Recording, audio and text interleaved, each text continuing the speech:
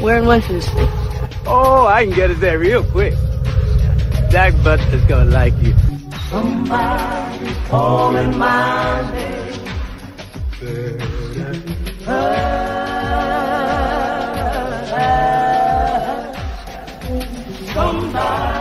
know what I got here? This is the mojo hand. The winning boy's magic. They say there's only one last true mojo left in the world. Take it. Take it and go up there and do your stuff. I'm giving you all the magic I've got.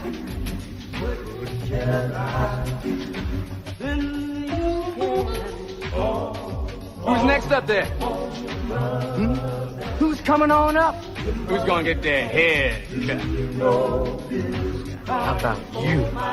Chicken boy, chicken boy, chicken boy.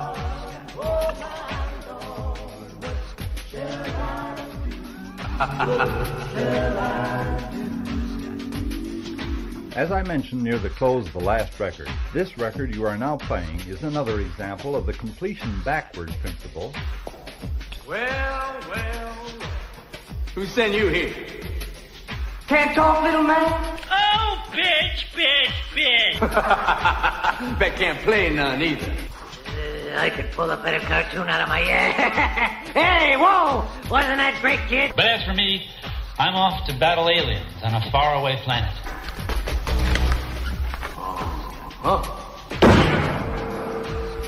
It's like a freaking country bear jamboree around here.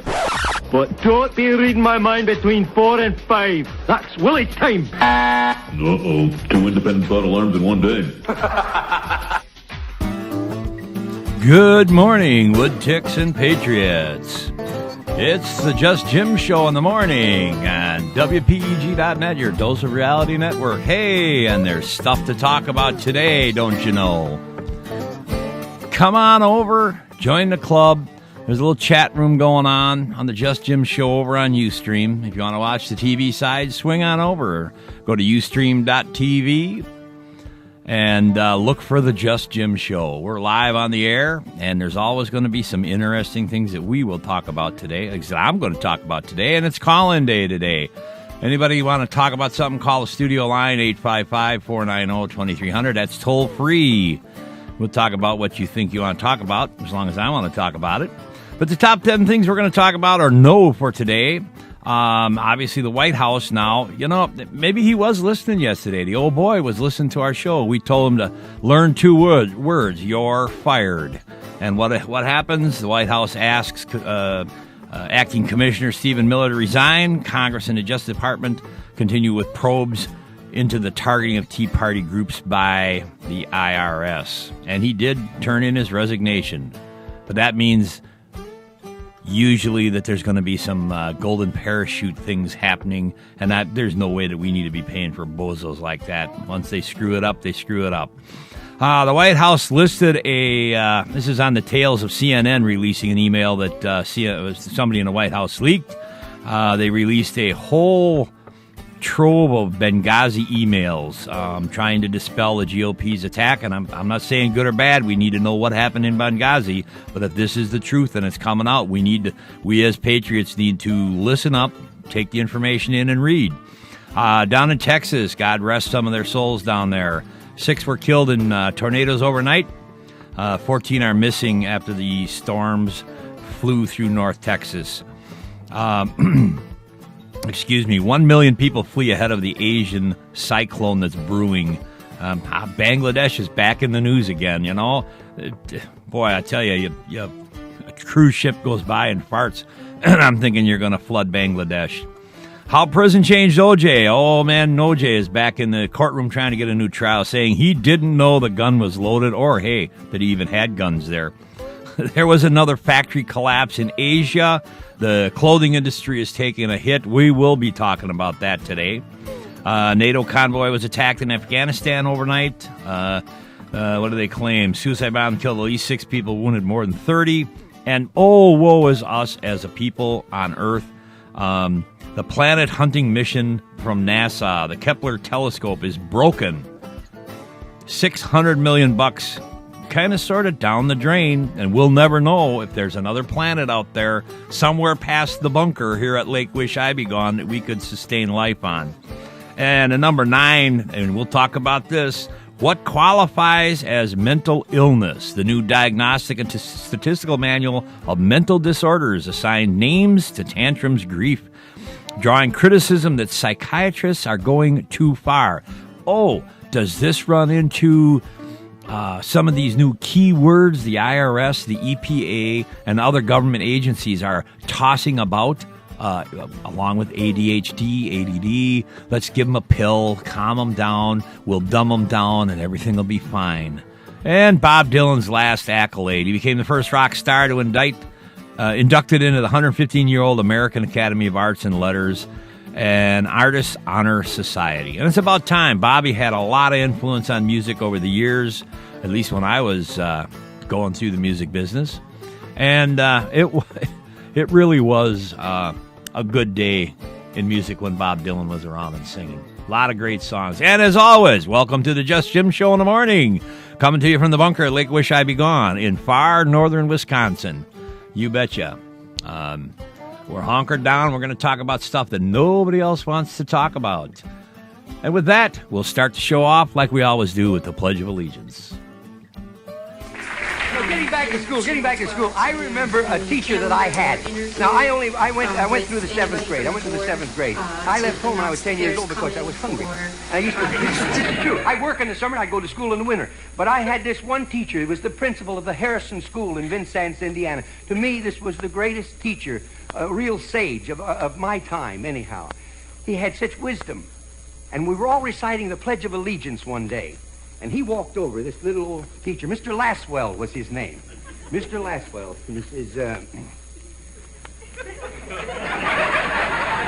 He says, I've been listening to you boys and girls recite the Pledge of Allegiance all semester.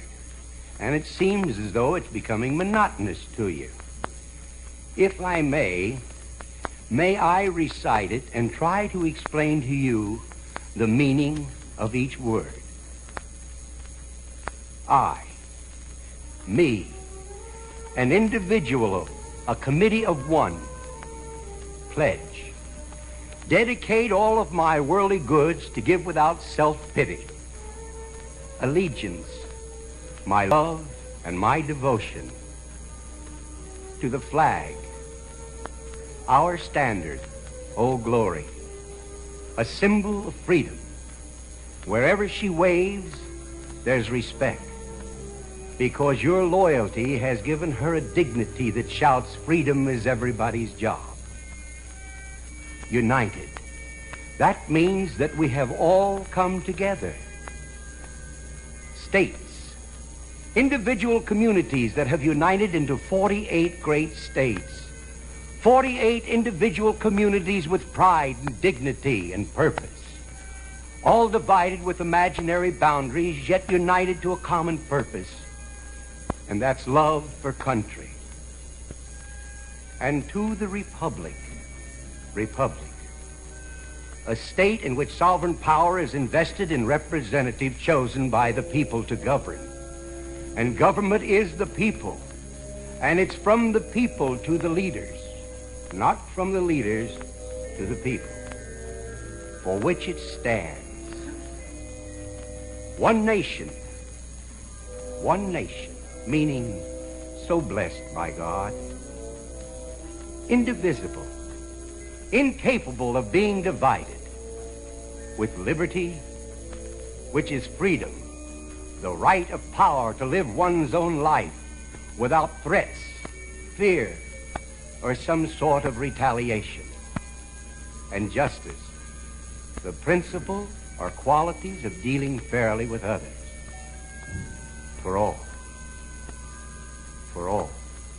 which means, boys and girls, it's as much your country as it is mine. And now, boys and girls, let me hear you recite the Pledge of Allegiance. I pledge allegiance to the flag of the United States of America and to the republic for which it stands, one nation, indivisible, with liberty and justice for all. Since I was a small boy, 2 states have been added to our country, and 2 words have been added to the Pledge of Allegiance: under God. Wouldn't it be a pity if someone said that is a prayer, and that would be eliminated from schools too?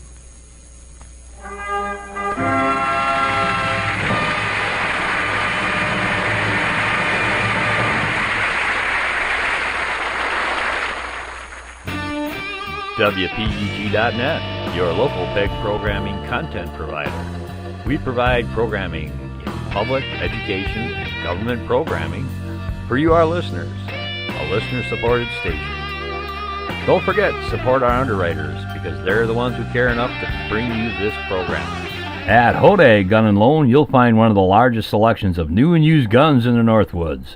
Beretta, Ruger, and Springfield Armory, rifles, pistols, and black powder. At Hoday Gun and Loan, your gun and ammo needs are covered. We buy gold and jewelry too, and right now we're paying the highest prices in the Northwoods for your gold.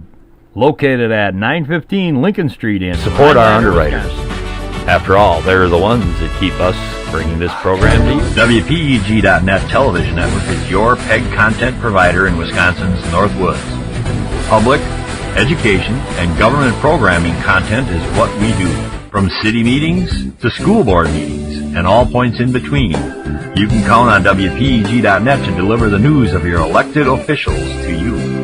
With WPEG's television network working for your community, you don't have to miss another government meeting or an important school board presentation. We deliver directly to your living room and computer. Tell your city officials that you want to know what they're doing. After all, that's why you elected them. Let your elected officials know that you want WPEG.net television network on your community cable television system today. Call 715-490-2300 or 490-2303 and tell us what you think. Or you can send us an email at pegnews@WPEG.net. WPEG is a listener-supported station. Are you ready for digital TV? Dave's TV is. Do you know what you need? Do you have what you need to watch the new digital TV signals? We've been installing antennas and satellite dishes for the past 25 years. From city installations to hunting shacks in the woods, from rabbit ears to 300-foot towers, we've seen it all. No job is too big or too small. Call Dave's TV and Satellite today at 715-362-3001. That's Dave's TV, 362-3001. Do you need a safe and secure place to keep your personal property? Do you want 24-hour lit access to your mini warehouse? Do you want your own lock on your storage unit? Conveniently located at 1647 Menominee Drive in Rhinelander, Wisconsin, Cedarwood Mini Warehousing has exactly what you're looking for in short and long-term storage units. With nearly 200 storage units that provide safe and secure storage for your personal property, Cedarwood Mini Warehousing and Storage will meet all your storage needs with their short-term and long-term rental contracts. Storage units come in sizes from 4 to 6 foot to 12 by 16 for your large personal and household items. For a limited time, get 1 month free with a 6-month paid rental contract. Call 715-366-2260 today to see about availability and current monthly specials. From big to small, we store it all. Call 715-366-2260 today. Prices subject to availability and rental contract. WPEG.net, your local PEG programming content provider. We provide programming in public, education, and government programming for you, our listeners, a listener-supported station. Don't forget, support our underwriters, because they're the ones who care enough to bring you this program. Good morning again, Wood Ticks and Patriots. Yep, just Jim in the morning. Well, we're going to start off today. Oh, I forgot to put my earpiece in today. Wow. Yeah, it's a yelp getting old. Yes. We're going to start off talking today about the little story that I'm assuming that no one has talked about.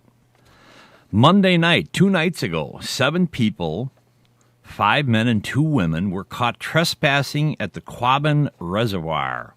You're going to say, well, what's going on with that? Apparently, 7 foreign exchange chemical engineers caught trespassing by the Boston Water Supply. Now, isn't that a little something special for everybody?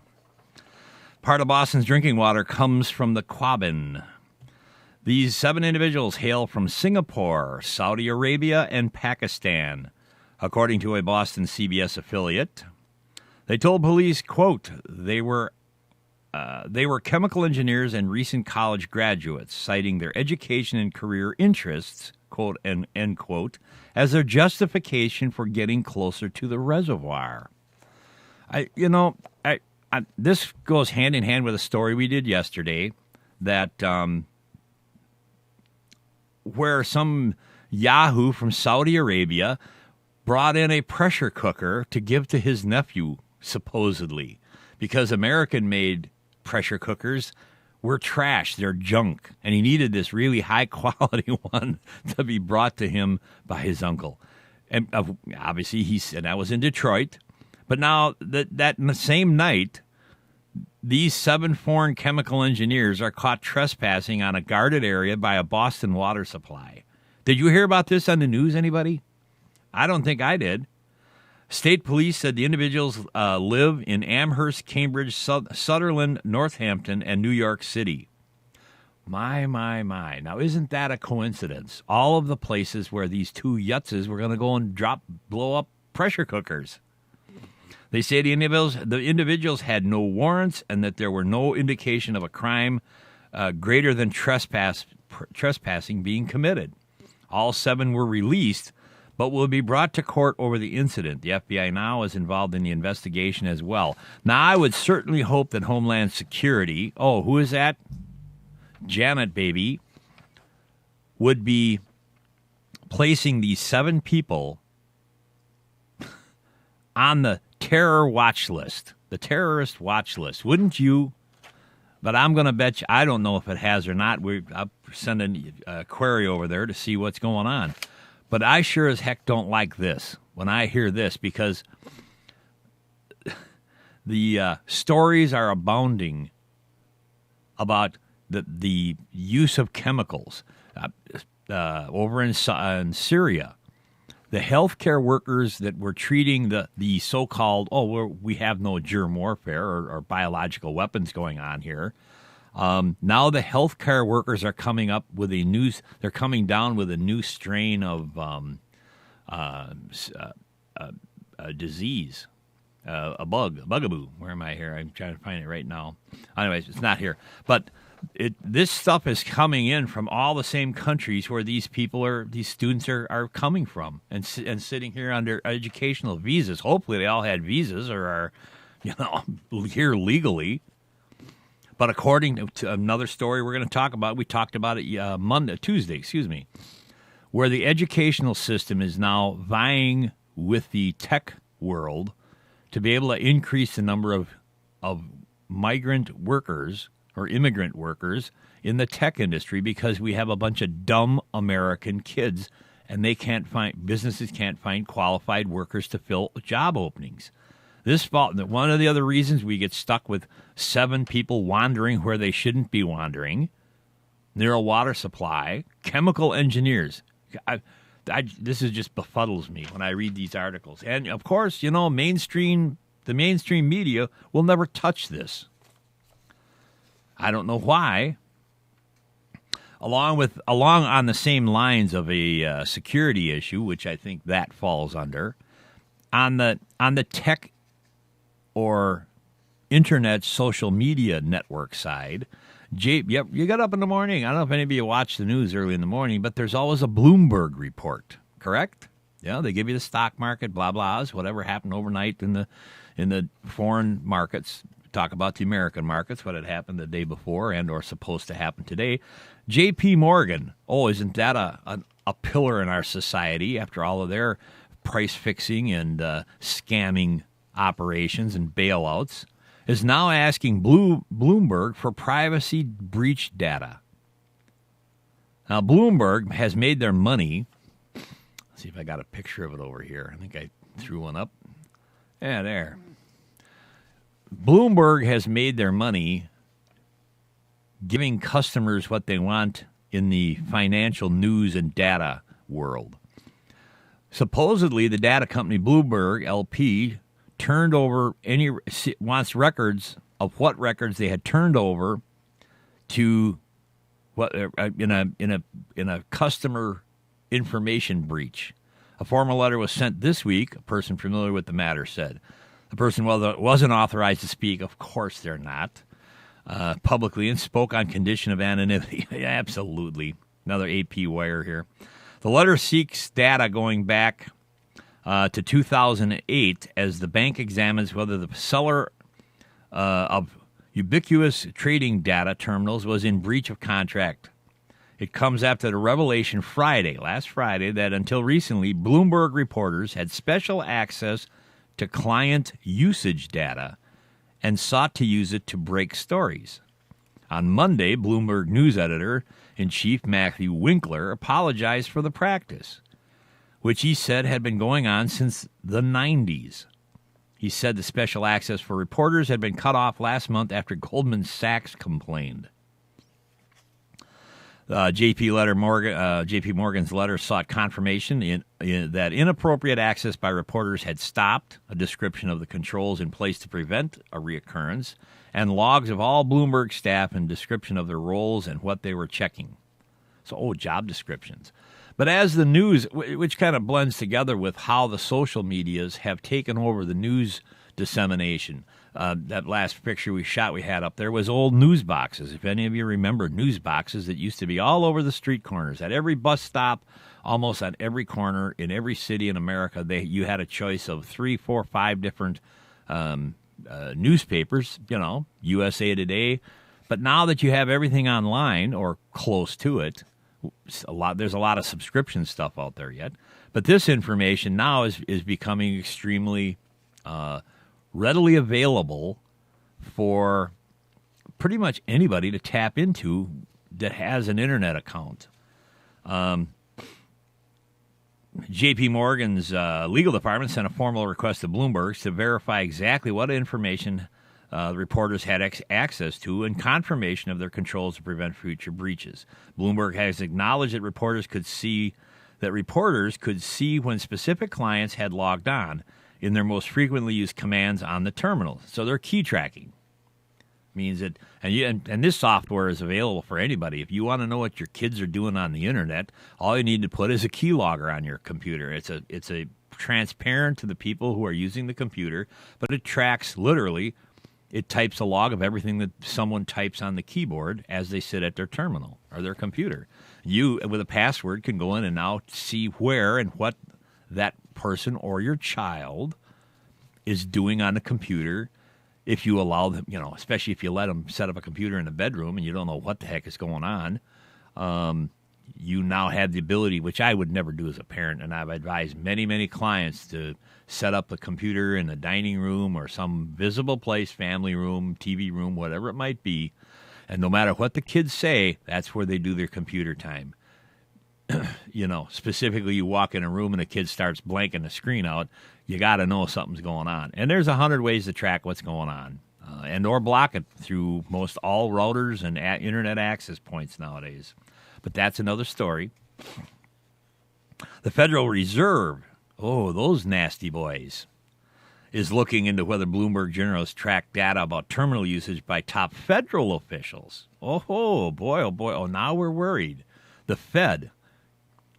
I'll just reiterate exactly who the Fed is. It's a private organization. It's not a government agency. And apparently they've shown no interest in slowing their printing of money and putting it into circulation to try to help stabilize the economy. And next week, I think we'll do a story on this. I don't know if any of you look at your money, but if you do, you'll continue to see that there's different looks to your money, and we're going to explain what those different looks mean. And it's a very enlightening little tidbit of information. Investment banks like J.P. Morgan, Goldman Sachs have chafed at the high price of Bloomberg terminals, which cost $20,000 a year, and what they view as its growing incursion into their business. Everybody's data tracking nowadays. People sign up all the time for internet stuff, and it's it's free, so it's free. It's for me. Well, there's a reason it's free, and that's because taking information away from. You give your information up, your internet traffic, your data usage. It's a very inquisitive world out there, and it's all target marketing. Oh, and let's see, wait a minute. Somebody in the White House? Who would that be? Oh, Google. Yeah, everybody's Googling this and Googling that, and they're one of the worst data mining organizations I've ever run across. Since 1996, Bloomberg has operated a division called Bloomberg Tradebook that acts as a broker-dealer facilitating the trade of equities in the U.S. The company is also applying to the government to be certified to facilitate trades of complex derivatives like credit default swaps. Let's see, that would go hand in hand if the government opened up that type of information bureau. That would go hand in hand with China being able to, and a lot of you don't know, we did a story on this the last batch before I ran for office and went off the air. China ended up getting a direct access to the securities and trades world, bypassing all of the Wall Street banks because they were so big and so active. Remember that China is into the stocks and bonds minus all commissions. They're direct trading, buying and selling in our system. Despite concerns about inappropriate access to sensitive client data, many market participants are loath to abandon Bloomberg terminals. Obviously, you've got enough data there that you're never going to hardly walk away from you, of which there are 315,000 terminals installed because of their widespread use, especially in special markets such as Bloomberg specialty bonds. Oh, let's see, that would be exactly where the Chinese are marketing around. Bloomberg LP is a private company controlled by New York Mayor Michael Bloomberg. Oh, let's see. Now, wait a minute. Is there a conflict of interest in the private sector here? You wonder why Bloomberg's got so much money to go after your guns? Millions and millions of dollars. Mayors against illegal guns, blah, blah, blah. Who is reported to own about an 85% share. The mayor is not involved in the day-to-day decision-making of the company. You don't have to. With 85%, hell, with 55% of any organization, you can pretty much dictate whatever you want. You don't have to go onto the day-to-day. I'll see a quarterly report or a 6-month biannual report. Excuse me. And we'll make edicts based on that information. The day-to-day stuff is really incidental, which is exactly where our village idiot is doing with our country right now. He's so golf crazy and vacation crazy, he can always say, well, I didn't know that was going on. Oh, is that a story, huh? Which leads right into, excuse me, I'm having a drink here in the bunker, which is exactly leading into the next story, which everybody's talking about. And I thought, well, I'm not even going to talk about it, but it crosses so many lines. There's common threads with all of the things that are going on right now. The IRS, everybody's looking now at the IRS. Yesterday I did a story on the EPA. Excuse me. And I'm sure that was not covered by the standard news wires. I mean, it was, because that's how I got my information. But at the 5 or 10 o'clock news story, I don't know if anybody talked about the EPA and how they were doing the exact same thing. With green-friendly companies, they were waiving fees where conservative and watchdog groups, there was 90% fee, 91% of the fees were waived for green-friendly companies and organizations by this administration. Anybody who had a watchdog perspective was not necessarily a green company. 92 and 93, it was 1 percentage point lower than the fees that were waived. Both of them were over 90%. They had to pay their fees and absorb exorbitant timelines to get through the EPA with their whatever it is that they were looking for. The IRS now out of the same thought process. There's a story about Calvin Woodward out of the AP. A look at events leading to the closure of the Internal Revenue Service placed conservative groups under special scrutiny for 18 months before the 2012 elections. A practice that has prompted congressional inquiries, a Justice Department criminal investigation, and the ouster of the agency's acting chief. I love the terminology that they now use, the ouster. Yesterday, He wasn't going anywhere. Today, he's got an ouster. This is like SEAL Team 6. Oh, well, I got, bin Laden. And we know who we're talking about here. Now it's the ouster. While the president asked for his resignation, he never put a finger on him and said, "You're fired." I keep telling the boy he needs to learn. He needs to sit down and watch Celebrity Apprentice on Sunday night. Donald Trump sits in the boardroom, and guess what? At the end of the day, you're fired. Somebody gets fired. And right now, America is sitting almost in the same position to have the ability to say, "Oh, you're fired." Because if you fire him, you don't have to pay him benefits. You don't have to give him a golden parachute to have a soft and cushy retirement operation after doing wrong. I don't want to pay for that crap. Why would I? Not in the least do I want to pay somebody to go sit after they've raped and pillaged our coffers and done illegal things. In 2010, I'm going to read a timeline for you here. In 2010, this is 2 years into the old boy's administration, March and April, IRS agents began giving extra attention to tax-exempt applications from groups associated with the Tea Party or with political sounding agenda. With a political sounding agenda in their names, such as Patriots, Take Back the Country, or We the People. Oh, Lord, what do we have to do here? What is old boy doing here? What's his administration doing? Well, he's playing golf. This is according to the IRS Inspector General. In August, a few months later, the first IRS BOLO, quote-unquote, listing, meaning be on the lookout, is issued for various local organizations in the Tea Party movement that are seeking tax-exempt status.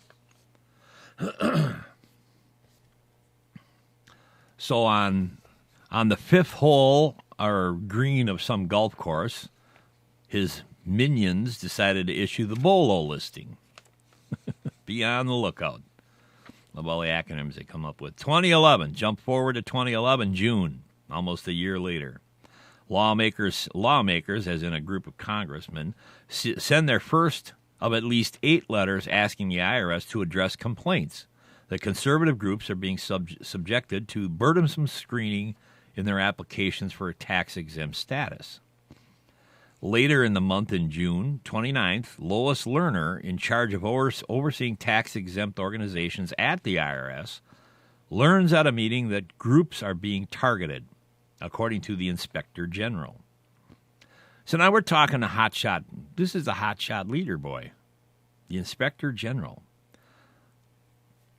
Lerner is told that groups with quote-unquote Tea Party, quote, Patriot, or 912 Project in their names were being red flagged. Statements in case files that are critical to the country's leadership or that want to, quote, make America a better place to live also prompt examination. Lerner directs agents to change the criteria for flagging groups immediately, the Inspector General says. So now we have admitted knowledge. In December, end of the year, despite being briefed about the matter 6 months earlier, Lerner does not divulge the flagging of conservative groups when she and others from the IRS meet staff members of the House Ways and Means Committee to discuss the issue, according to the staff timeline of events. So now you've got congressional inquiries, and now you have a freeze-up on the information flow, though everybody knows it. In January, the criteria for screening altered after Lerner's staff meeting 6 months earlier. It's modified again. Now the IRS is on the lookout for references to the Constitution or Bill of Rights in the materials of organizations seeking tax-exempt status. Quote, for political action type organizations involved in limiting / expanding government, end quote, and more. Fast forward to March 22nd in 2012. IRS Commissioner Douglas Schulman tells Congress there's, quote unquote, absolutely no targeting of groups based on their political views. In May, 2 months later, Lerner does not divulge the flagging in 45-page letters to 2 lawmakers inquiring about the issue. Next month, in June the 15th, Miller responds to a letter from Representative Charles Bustany, Republican from Louisiana, who had raised concerns about possible harassment of Tea Party groups by the IRS. Miller does not concede conservatives had been singled out. He says generally that the IRS is seeing more tax-exempt applications from politically active groups and taking steps to, quote, coordinate the handling of the case to ensure consistency, end quote. So there is not plausible deniability coming out of the IRS. Not with these timelines. Now, I'm sure that somewhere along the line, the old boy talking about what I won't stand for it. You got to listen to what these guys say when they say it, because the English language is very psychologically adept at telling the true story. That you got to listen for from these yahoos. July 25th, just the next month, Miller testifies to the House Ways and Means Oversight Subcommittee, but does not divulge what he was told in May about the screening of Tea Party groups, withholding information. September, a couple months later, Miller writes a letter responding to Utah Senator Orrin Hatch, the top Republican on the Senate Finance Committee, but again does not own up to the scrutiny conservatives were placed under. Hatch had written 3 times to the IRS about the complaints, again withholding information. November 6th, the presidential and congressional elections. Now, is there a thread that can be followed here? 18 months holding back tax-exempt status for people who may not agree with your administration outlook. Remember the DNC happened during that time? Got November 6th, they got the elections, but prior to that, they had the DNC and the RNC conventions. And what happened that year at those conventions? Huh? Anybody remember? The Democrats took the word God out of their bylaws. They decided that they were going to embrace openly gay marriage, gay unions. And what did the Republicans do? Well, let's see. Designated delegates who were sent to the RNC to place a vote, to do their duty that we the people had sent them to do, get replaced. Well, we don't need trouble on the convention floor, so you're not qualified to come into the convention anymore. We'll replace you with alternate delegates. Alternate delegates, because they happen to think like I do, Priebus. Isn't that what's going on here? This is on both sides, and you wonder why patriots don't like either side right now? Huh? We Americans have had it with both the Republicans and the Democrats. They go to Washington. Our elected officials go to Washington, and they just lose all sensibility about why they've been elected to go do something.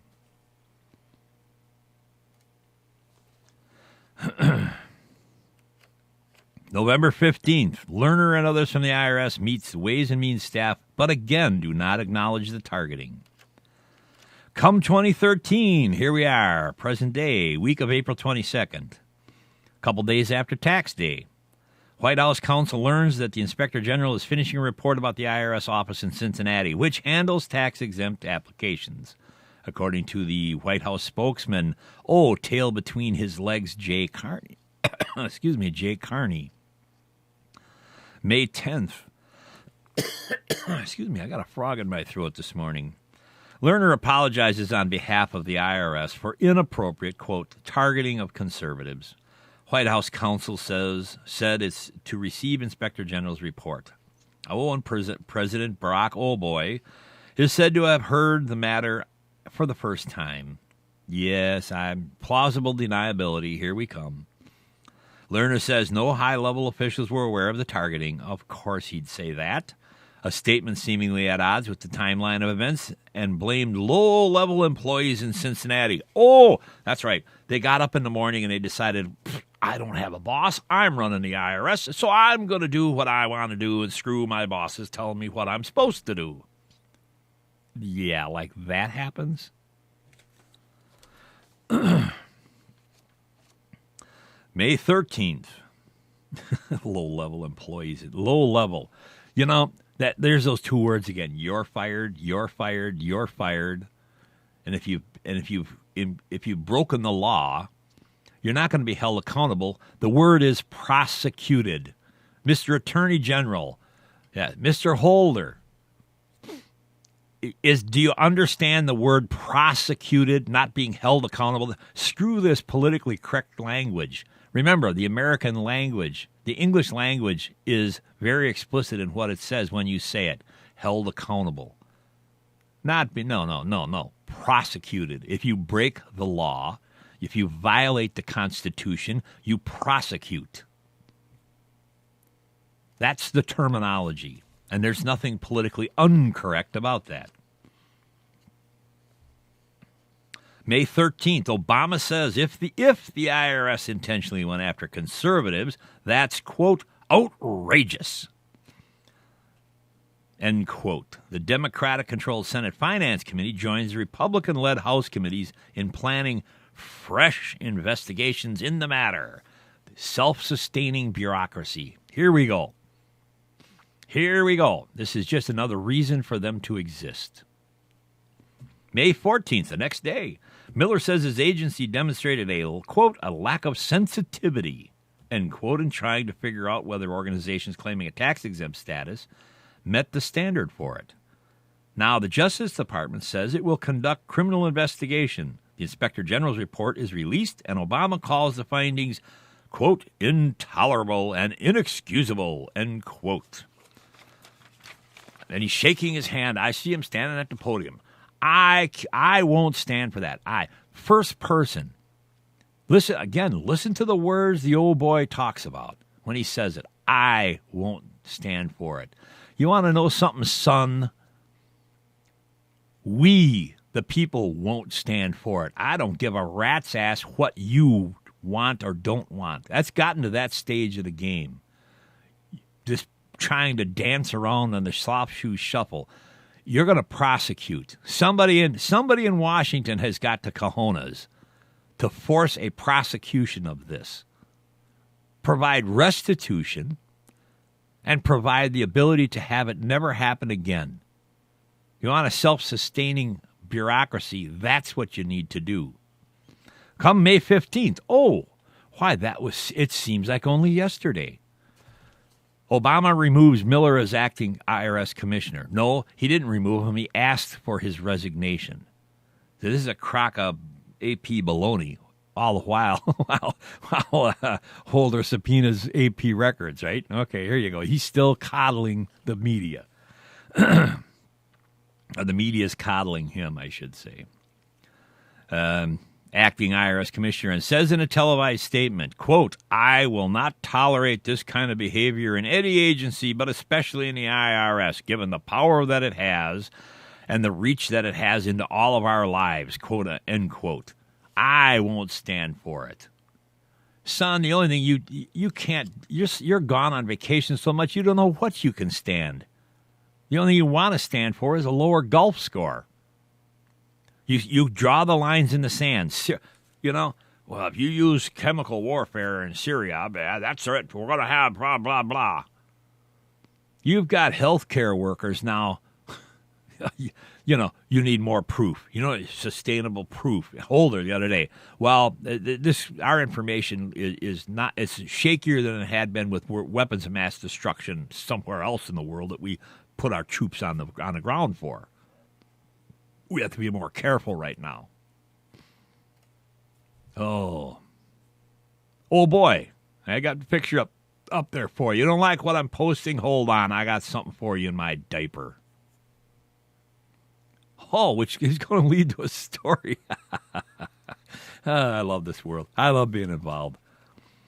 Anyways, in a congressional testimony, Eric Holder says the FBI's investigation could include potential civil rights violations, false statements. Oh, wait a minute. False? No, they just denied it all. They lied.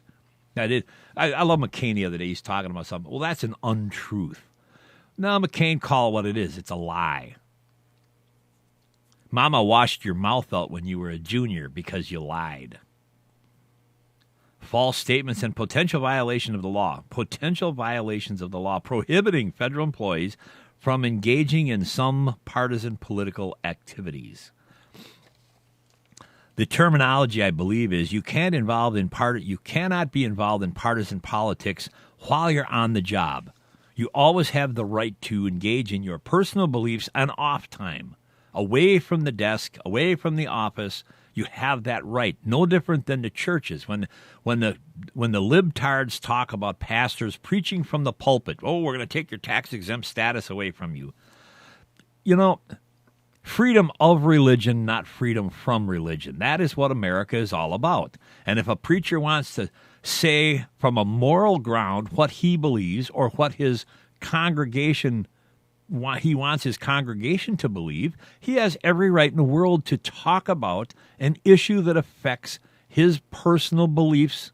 And if his personal beliefs are in Allah, Buddha, the barbecue king, whatever it is that you do, it's freedom of religion. Remember that, people. That is what the Constitution says, not freedom from religion.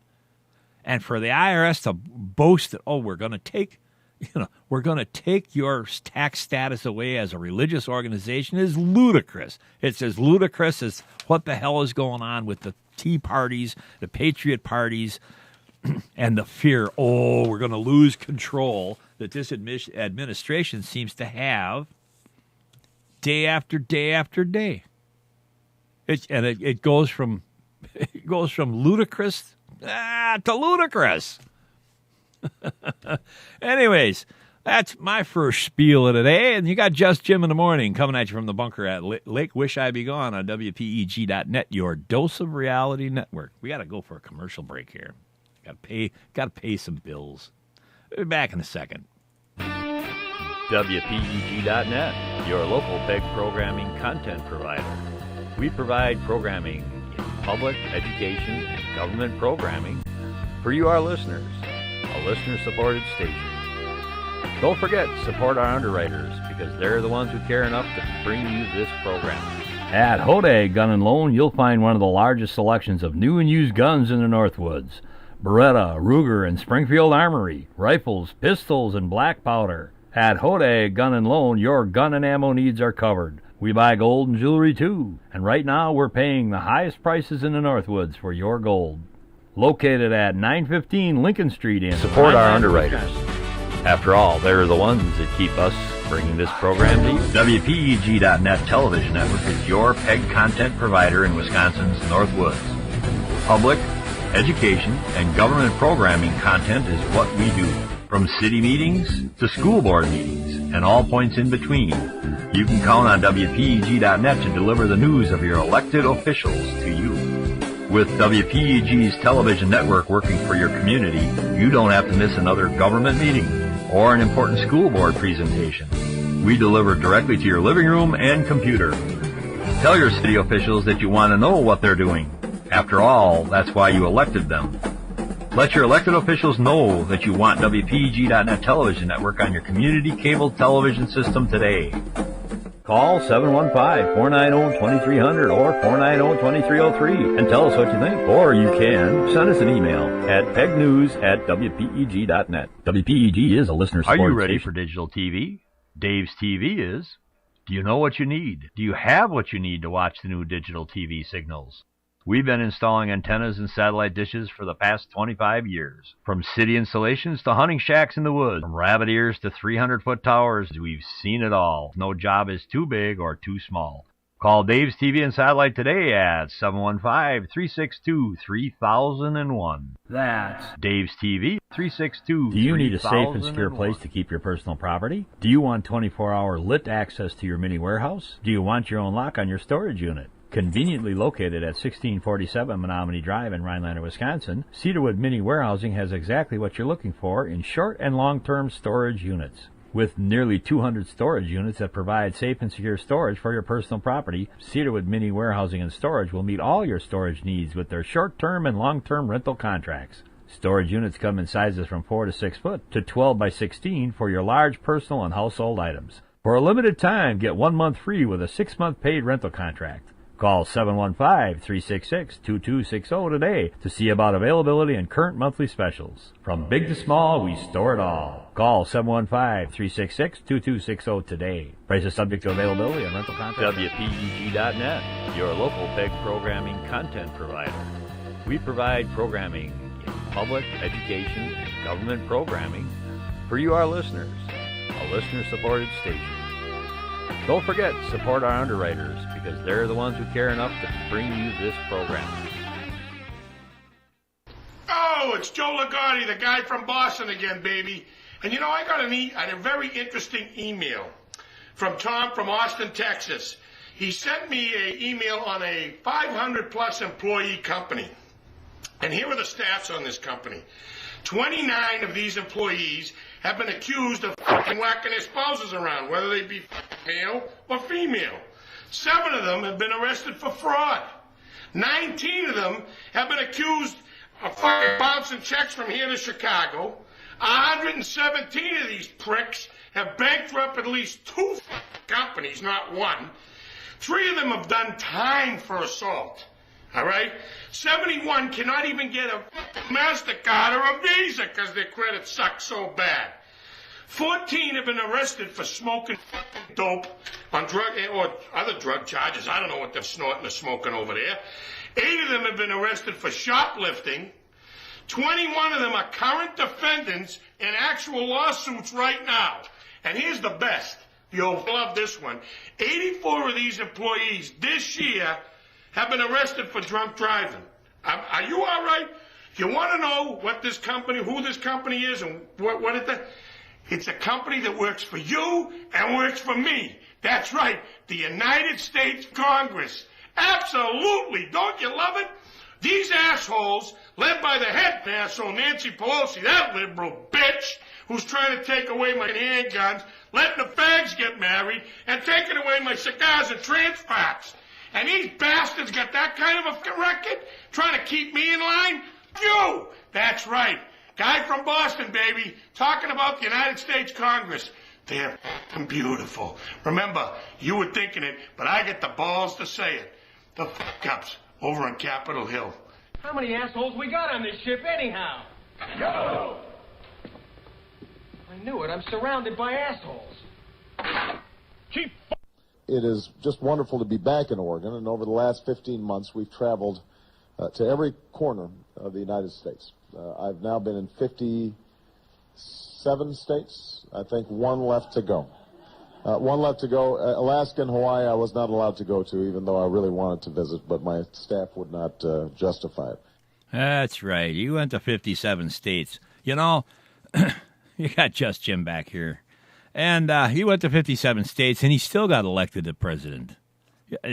You know, 47. And Mitt Romney doesn't get elected because he's got 47% of the people he can't get a vote from. But Obama, boy, he's been to 57 states, plus Alaska and Hawaii. So that's 59 states that he had. Obviously, I guess if you're not born in America, you can't know what the hell's going on. Pardon my friend. I get my dinger back. I'm keeping track when I cuss, and I apologize to those listening with sensitive ears. I normally ring my little dingy dong bell, and I put a quarter in the kitty, and by the end of the year, I have whatever's in there. I give to a nonprofit organization, and wait a minute, nonprofit. Well, the IRS is going to hold that tax exempt. Yeah, they'll have fewer choices. No, that's not true. I shouldn't laugh at that. It goes to a good cause. For my bad behavior, I at least help somebody else out a little bit. Anyway, we're going to jump back to the Midwest. And when you think of the Midwest, farm country, we're going to go into the economic side of the world right now, what's going on. If you talk about people in the Midwest and you talk about farming, One of the names that's going to crop up is, or one of the things that might crop up in a conversation is how if you're cut, you'd bleed green. And it isn't that has nothing to do with being a green company and being earth friendly. It has to do with that wonderful Moline company, John Deere. People who run Deere, nothing runs like a Deere. People who are Deere owners and users live and breathe by John Deere, and they make a very, very good product. They used to be one of my clients. When was that? Back in the late '90s, we did a thing with them. It was quite successful too. So I have a little soft heart in my spot for Deere. Other people talk International Harvester and some other things too. I forget the blue one, whatever the blue tractor is. I can't remember what it is. Anyway, report coming out on the AP Newswire from Moline, Illinois. John Deere and Company said on Wednesday that bad weather and weak economies will hinder sales growth this year for lawnmowers and construction equipment. They didn't say anything about their ag division, which is a separate thing with big farm implements, etc. The company reported better than expected second quarter earnings and maintained its full year profit prediction. Sales from farm gear, such as its big John Deere green tractors and combines, are still strong and growing, the company said. But the lower overall sales outlook sent its shares skidding over 4% lower, down 413 to close at 89.64 on Wednesday. And they had been trading at their 52-week high of 95.60. Deere said sales of farm construction equipment would, rise 5% during the current fiscal year, which is now half over, and it had previously predicted growth of about 6%. The reduction in sales expectations came after a long cold winter in North America, which had delayed the planting of this year's seeds, which is true. We're just now, actually, I'm looking outside at Lake Wish I Be Gone. It's about 62 outside, I think it is. Yeah. And absolutely another beautiful day hanging over us. Isn't that terrible? Be living in Lake Wish I Be Gone with these kind of conditions, I tell you. The reduced sales expectation, CEO Sam Allen also said Deere's near-term forecast is being tempered by lingering economic concerns in many parts of the world, which are restraining businesses with lack of confidence and future growth concerns. Deere had a good revenue operation. Revenue from equipment sales rose 9% to $10.27 billion, up from $9.41 billion. Analysts had expected equipment revenue at $9.8, including financial services. Deere revenue rose 9% to $10.91 billion. Solid company, I got to say, from that. I mean, they're whatever. Their sales of farm and turf equipment grew 12% for the quarter, where Deere had predicted a 7% for the full year. I mean, obviously it may slow down by the end of the year. Commodity prices are still relatively high, and farm incomes are continuing to support demand for farm equipment. It predicted full-year sales to gain 5% in the U.S. and Canada, but said sales in Europe would decline 5% after poor harvest in the U.K. last year. Sales in South America are expected to rise 15 to 20% because of strong market conditions in Brazil. Why would that be?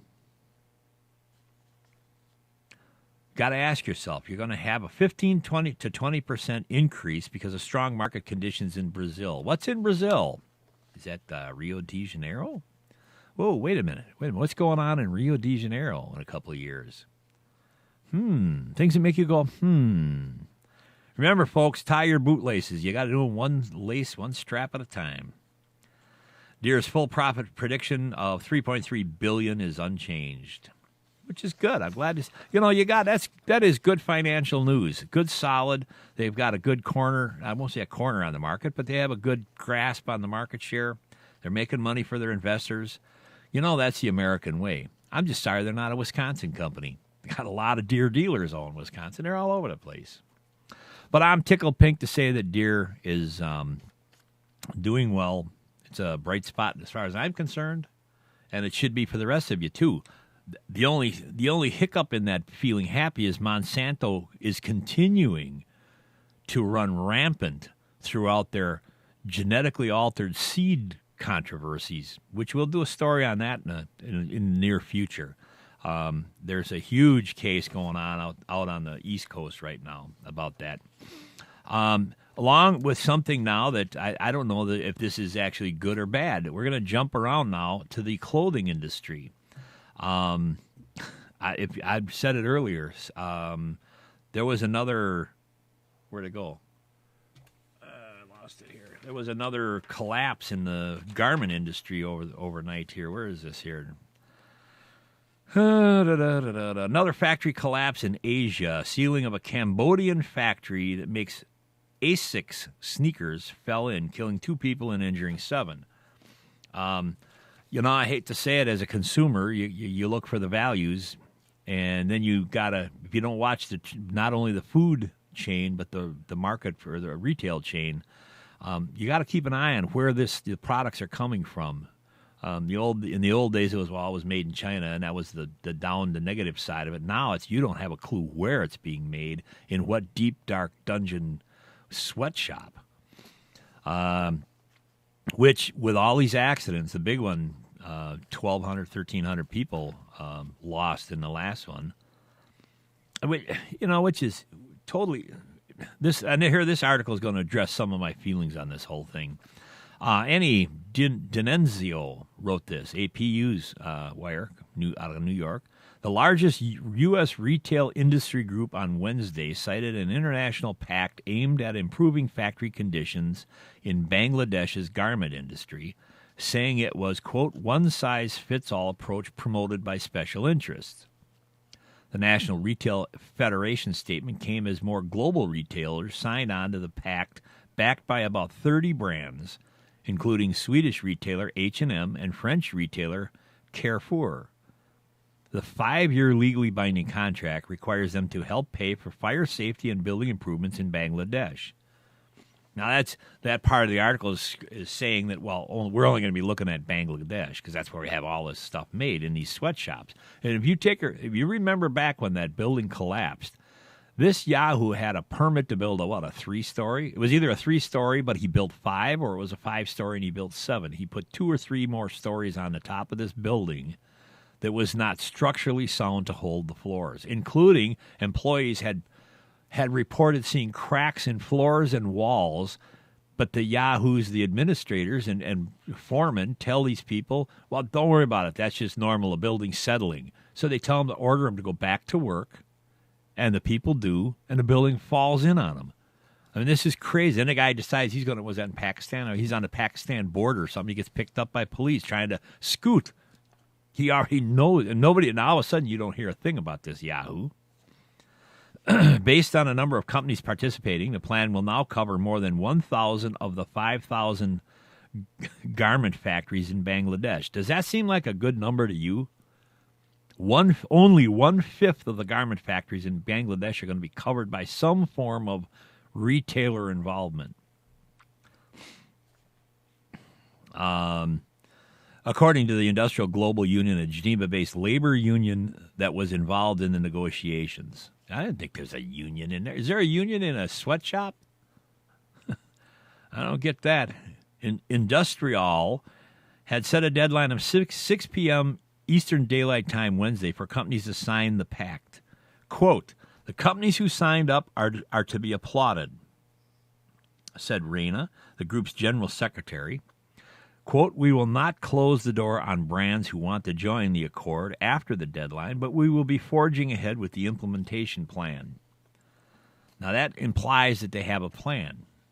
Later in this article, they say they don't have a plan. As of late Wednesday, only 2 U.S. companies have signed PHV Corporation, the New York-based parent company of Tommy Hilfiger. So that high-priced garment, the TH garment that you buy, and Abercrombie and Fitch are the only 2 companies that signed onto this thing. They're having their high-priced clothes made in Bangladeshi sweatshops. Are you listening, people? Are you listening? The Retail Federation said in a statement that it didn't support the agreement because it leaves retailers open to legal action. And seeks major funding by private businesses without providing accountability for how the money is spent. The accord veers away from common sense solutions. Do you people listen to the news? I hope you do, besides me. The terminology that's those are the buzzwords. Common sense solutions. The libtards use it for gun control. What? I want common sense solutions. Now it's in the clothing industry. After the catastrophe hits, it's always after the horses let out of the barn. Oh, I want common sense solutions.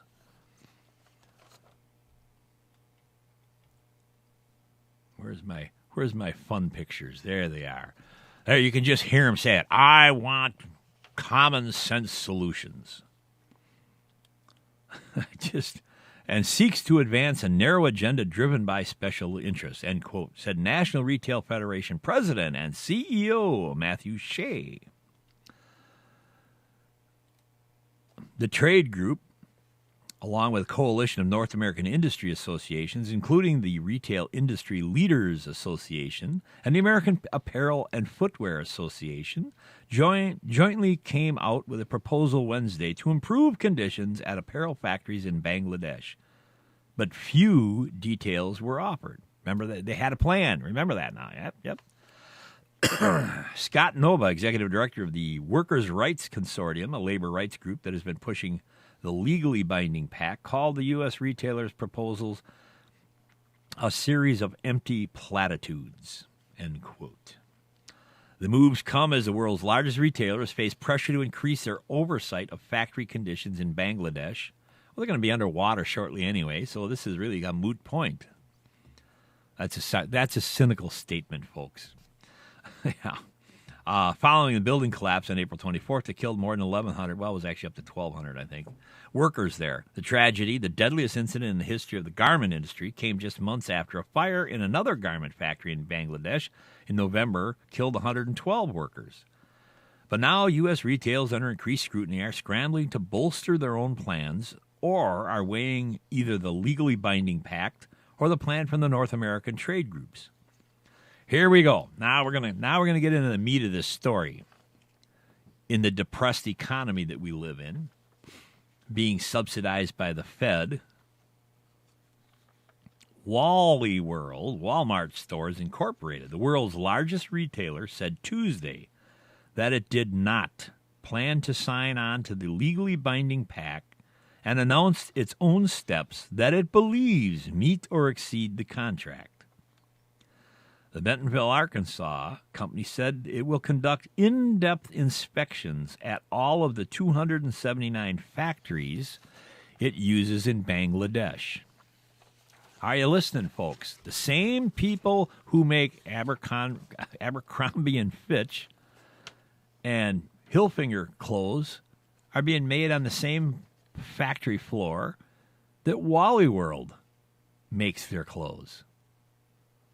They'll make their inspection information public starting on June 1st.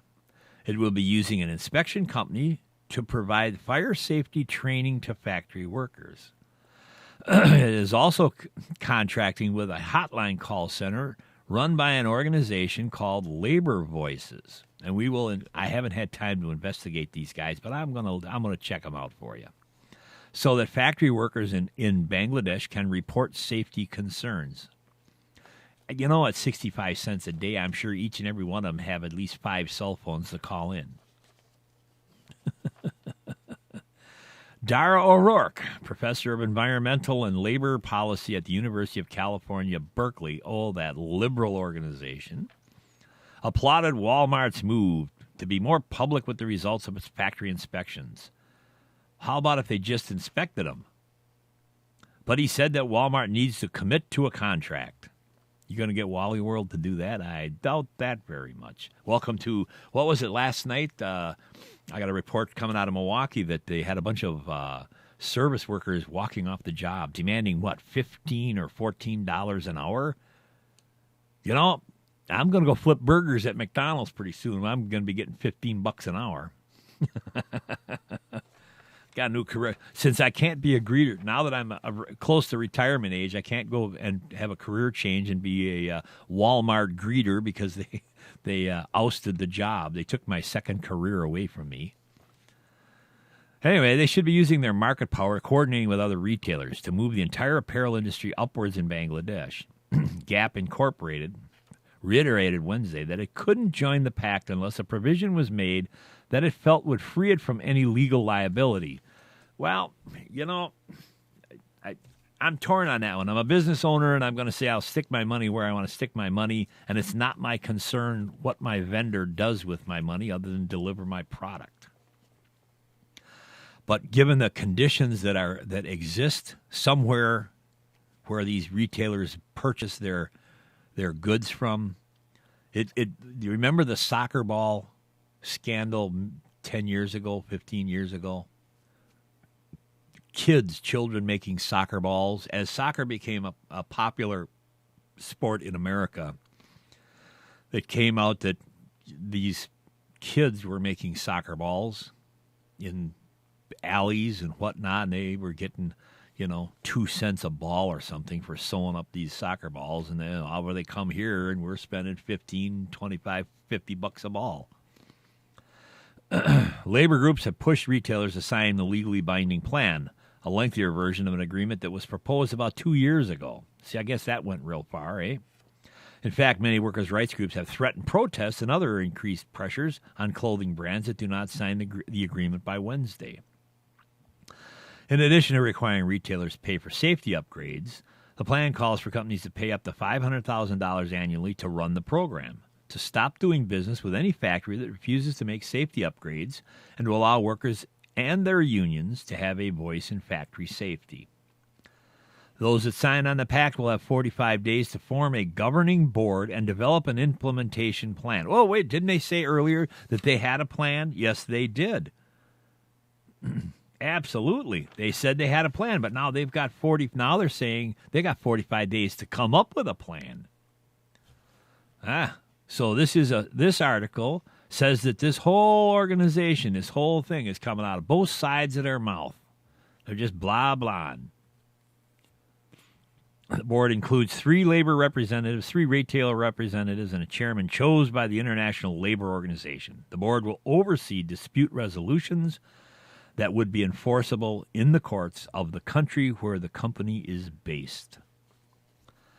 Now, I don't know about you, but I'm not feeling any more comfortable about the safety of any worker sitting over there sewing up Abercrombie Fitch clothes coming to a retailer near you. And yesterday we did a story on the tech industry vying for an increase. This story had to do, and this story does too, has to do with the immigration quote unquote bill that is the Gang of 8 that everybody's so thrilled with is trying to hammer out. Now the AFL-CIO is sitting in with this Gang of 8. Isn't that an oxy? The only thing better would be the Teamsters in there, if you get my drift. And don't anybody ever say that I'm not a pro-union guy, because I have 2 lifetime memberships. I got one in the IAM and one in the UAW. Paid my dues quite heavily many, many decades ago. And now I've been a business owner for 30 years, so I understand both sides of this aisle when you start talking about labor. That story goes to the fact that they want to increase their HB1 visas, because all the industry is claiming that they don't have access to qualified workers that are not citizens. Zuckerberg talking about it. He needs more qualified American workers so that he can, move on down the road a little bit. whether or not they're going to get the increase, and they're saying that it'll be quite a bit. They're talking about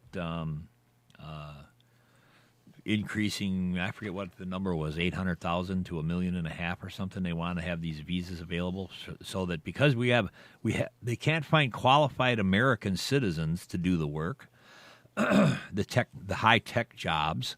They need to bring people in on work visas from overseas.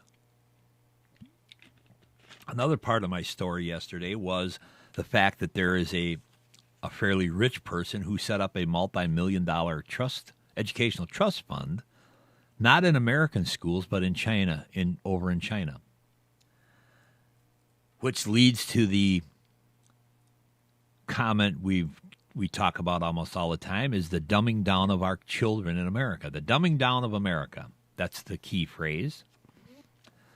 And now the story comes out of the AP in Washington. Susanna Gamboa says that the new secretary lays out an agenda for Native Americans. I don't know where the federal government thinks that it has the ability, the competent ability to tell anybody anything about what it is they need to learn. You take a look at everything we talk about, probably everything we will talk about, and it has to do with the federal government coming into a sector thinking that it can do better. We'll just throw more money at it. We'll throw more people at it, but we damn sure won't know what we're doing. We won't have a plan. We won't sit down and do standard business proposals, profit and loss estimates. Yeah, I read a story about John Deere estimating their stance in the market. Do you think the federal government is doing doodly squat with Common Core that they're now shoving at you? It's the same old thing, just a new name. Race to the top. Oh, sounds good. No child left behind. Oh, sounds good.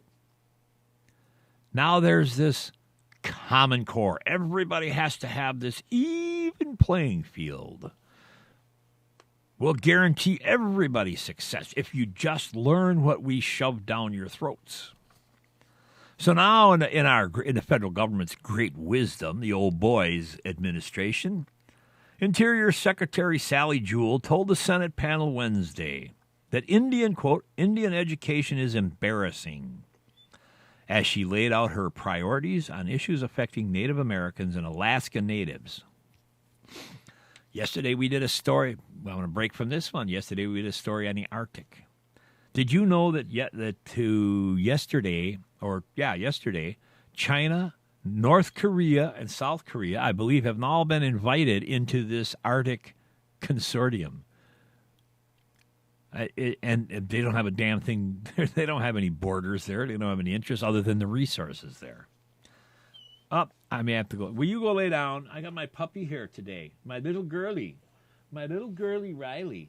Yes, I see you. She's all happy, all excited. We're in the bunker, so you got to put up with my family life here with my little girl.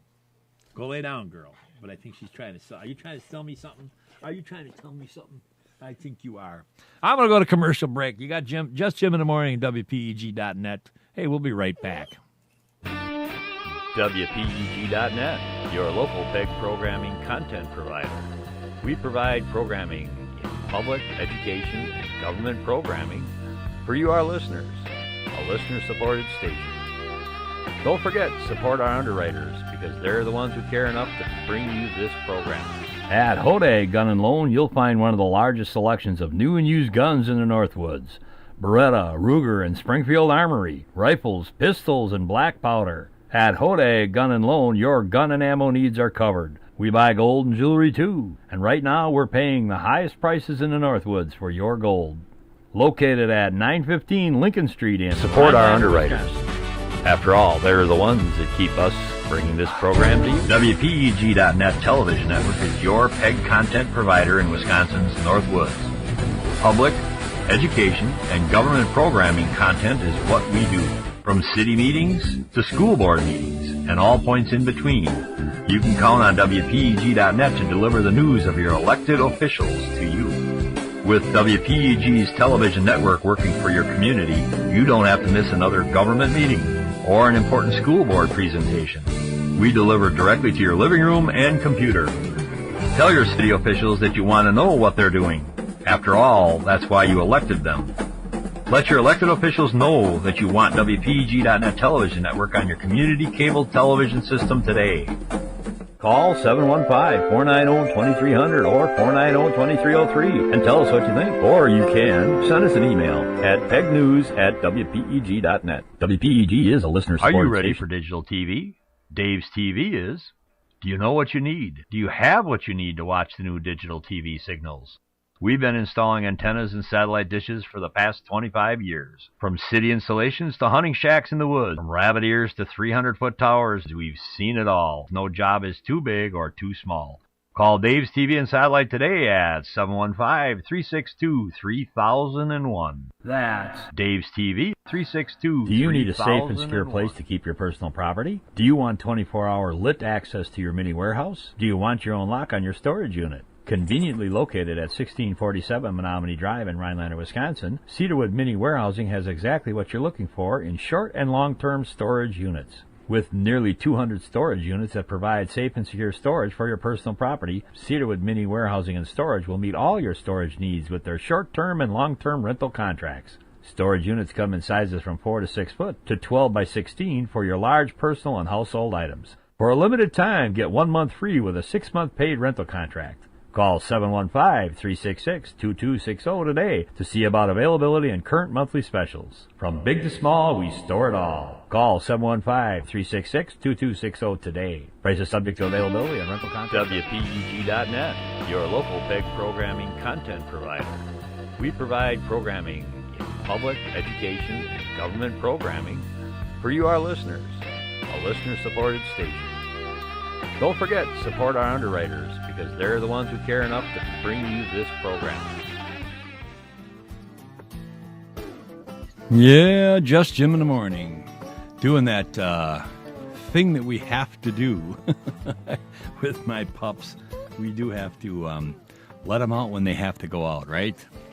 Anyway, there you have that. So we're going to be back on this story now of the Interior Secretary, Sally Jewell, mentioned to the Senate panel at Wednesday that Indian education or Native American education is embarrassing, as she laid out her priorities in the for the issues affecting Native American and Alaska Natives.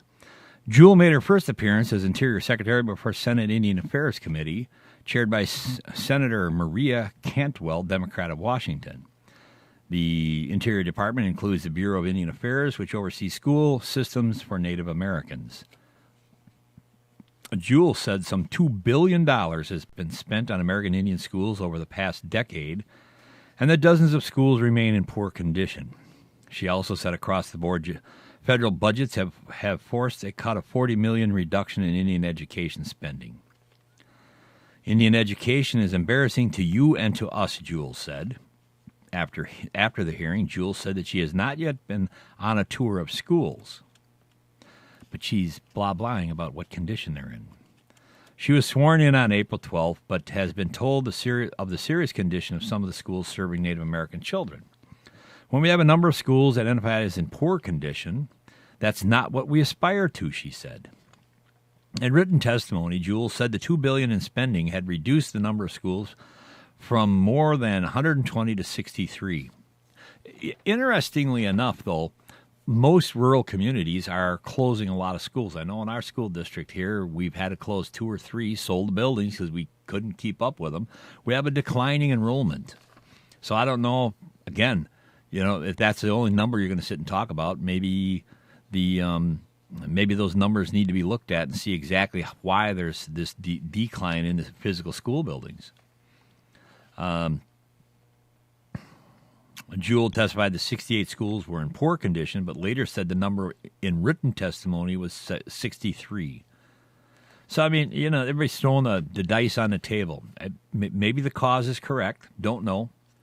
But it's also obvious that people come out and blah, blah. Welcome to what we were talking about before. The administration has a bunch of nincompoops running around that don't know what's going on. But they go out and blah, blah.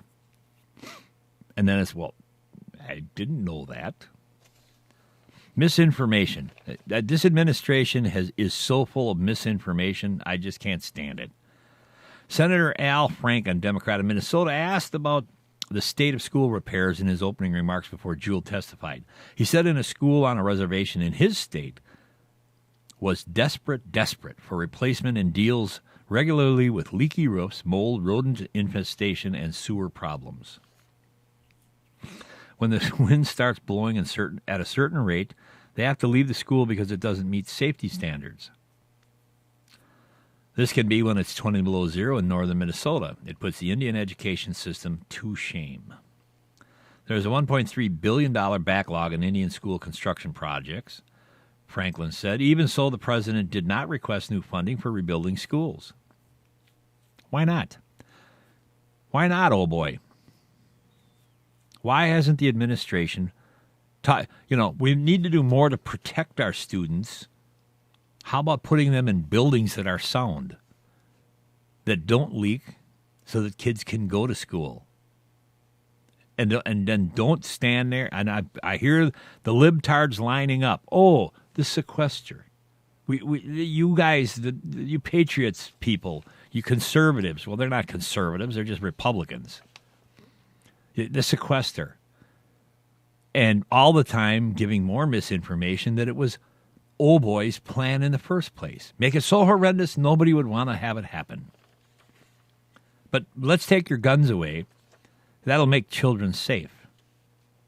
No, you're not even you're not in the right church.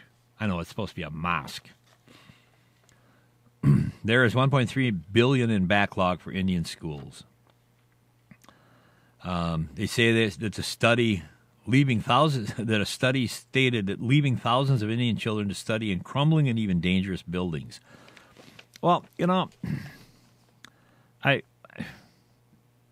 I'm befuddled by that statement. And I'm sure that most of you listeners would be there's a pretty logical rationale to take care of that. Further pressed by the issue, or on the issue, Senator Tim Johnson, Democrat of South Dakota, Jewell said her agency cannot repair and replace schools without money. She said her agency has made what happens in the classroom and repairs rather than new school constructions, the spending cuts priorities in 2014, meaning that's what her budget's going to consist of.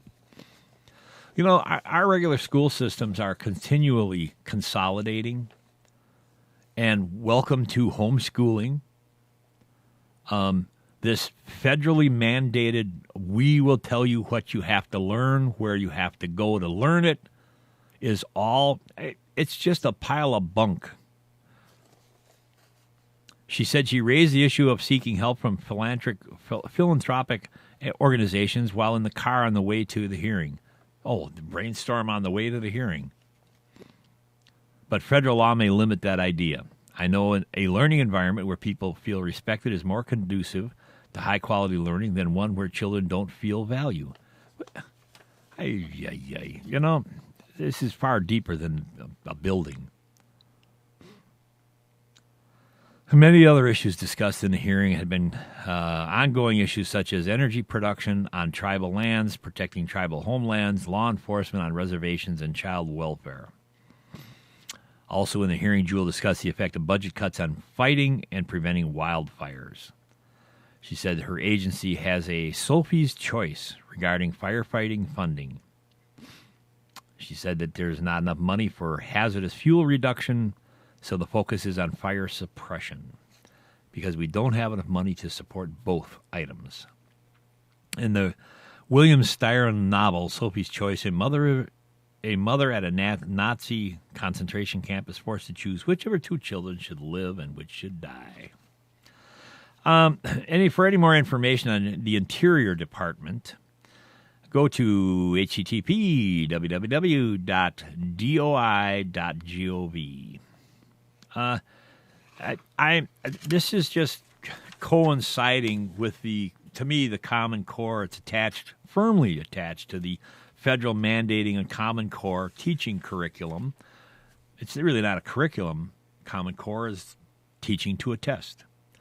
And I don't know how I don't know how you could make a Native American conform to a Common Core standard curriculum.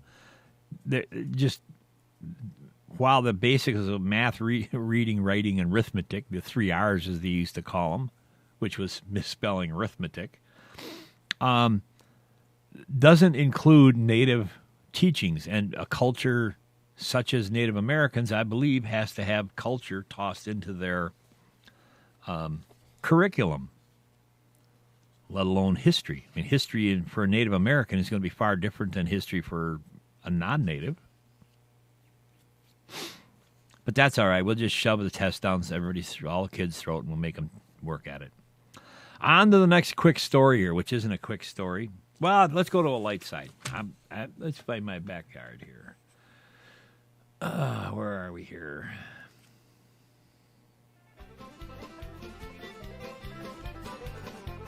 On the light side today. What's going on in South America?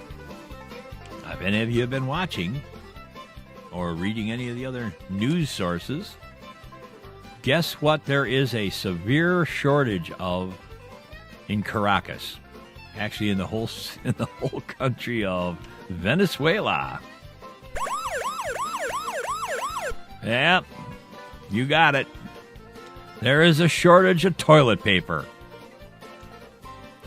Now, first milk, butter, coffee, and cornmeal ran short. Now Venezuela is running out of the most basic of necessities, toilet paper. What are you doing, running around toilet papering all the trees?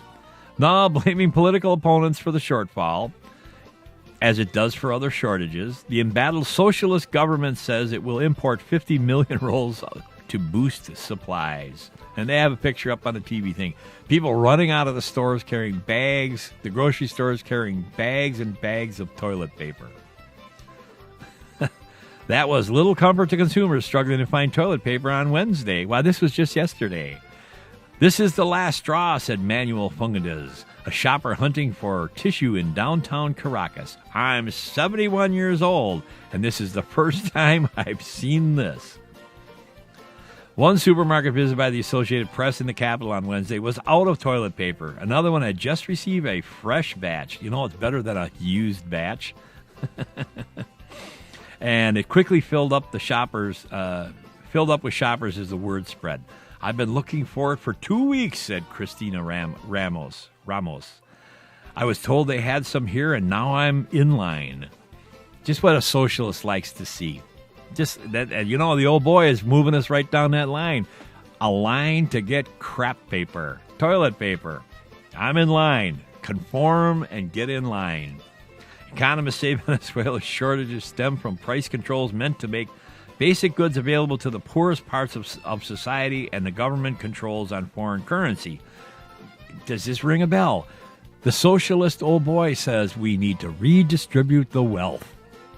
That doesn't include toilet paper, apparently. State-controlled prices that are set below market clearing prices, always result in shortages.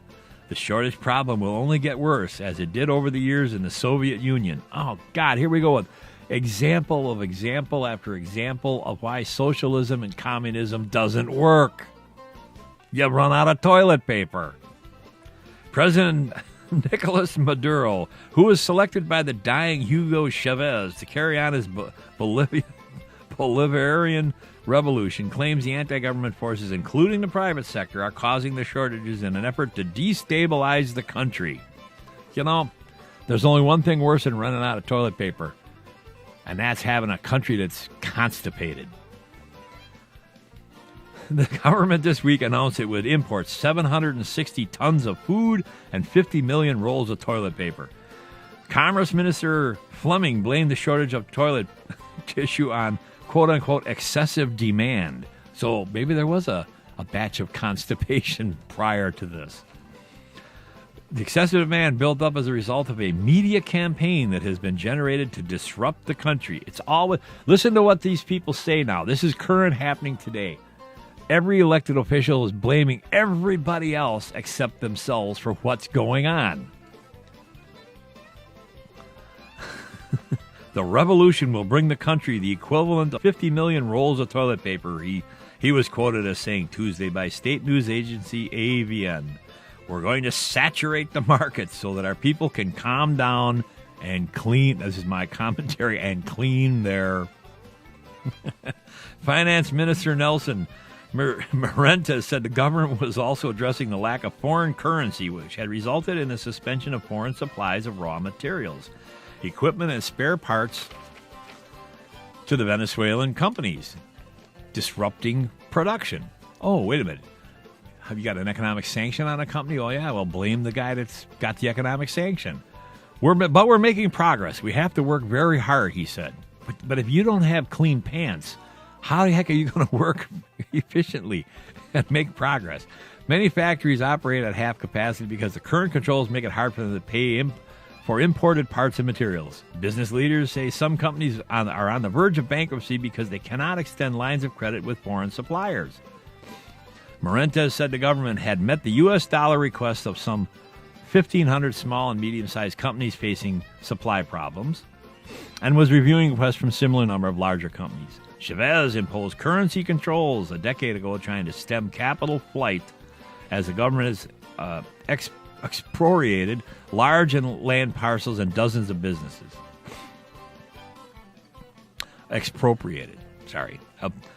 Anointed by Chavez and as his successor before the president dies of cancer, Maduro won a close presidential election April 14th against opposition candidate Capriles, who refused to accept the result, claiming Maduro won through fraud and voter intimidation. Oh, is that anything ringing true in America, people? Voter fraud. Oh, voting twice, 3, 4, 10 times. Oh, and some of them were nuns. Patience is wearing thin among consumers who face shortages and long lines at supermarkets and pharmacies. Well, you got a load in your pants and you can't clean it up. Of course you're going to have your patience wear thin. Last month, Venezuela's scarcity index reached its highest level since 2009, while the 12-month inflation rate has risen to nearly 30%. Shoppers often spend several days looking for basic items and stock up when they find them. Fleming, the commerce minister, said monthly consumption of toilet paper was normally 125 million rolls. But that current demand leads us to think that 40 million more are required. So does that mean that he's full of... Censored. We'll bring in 50 million to show those groups that that they won't make us bow down, he said. Oh man, oh man, oh man. I know I shouldn't be laughing at it. If I had a lack of toilet paper around here, well, I guess I got leaves. I'm just the old backwoods wood tick. But I am a patriot. So with that, we'll move on to some more serious stories. That's the lighter side on the Just Jim Show today. Anyway, on to a serious note, and this is a longer one. I probably won't. Maybe I won't. I won't. May have time. I'll try and have time to get through this. This is a story coming out of Chicago, old boys land. It's been a new published book. Let me find a copy of it here. There it is, right there. The Diagnostic and Statistical Manual of Mental Disorders, keynoted DSM-5.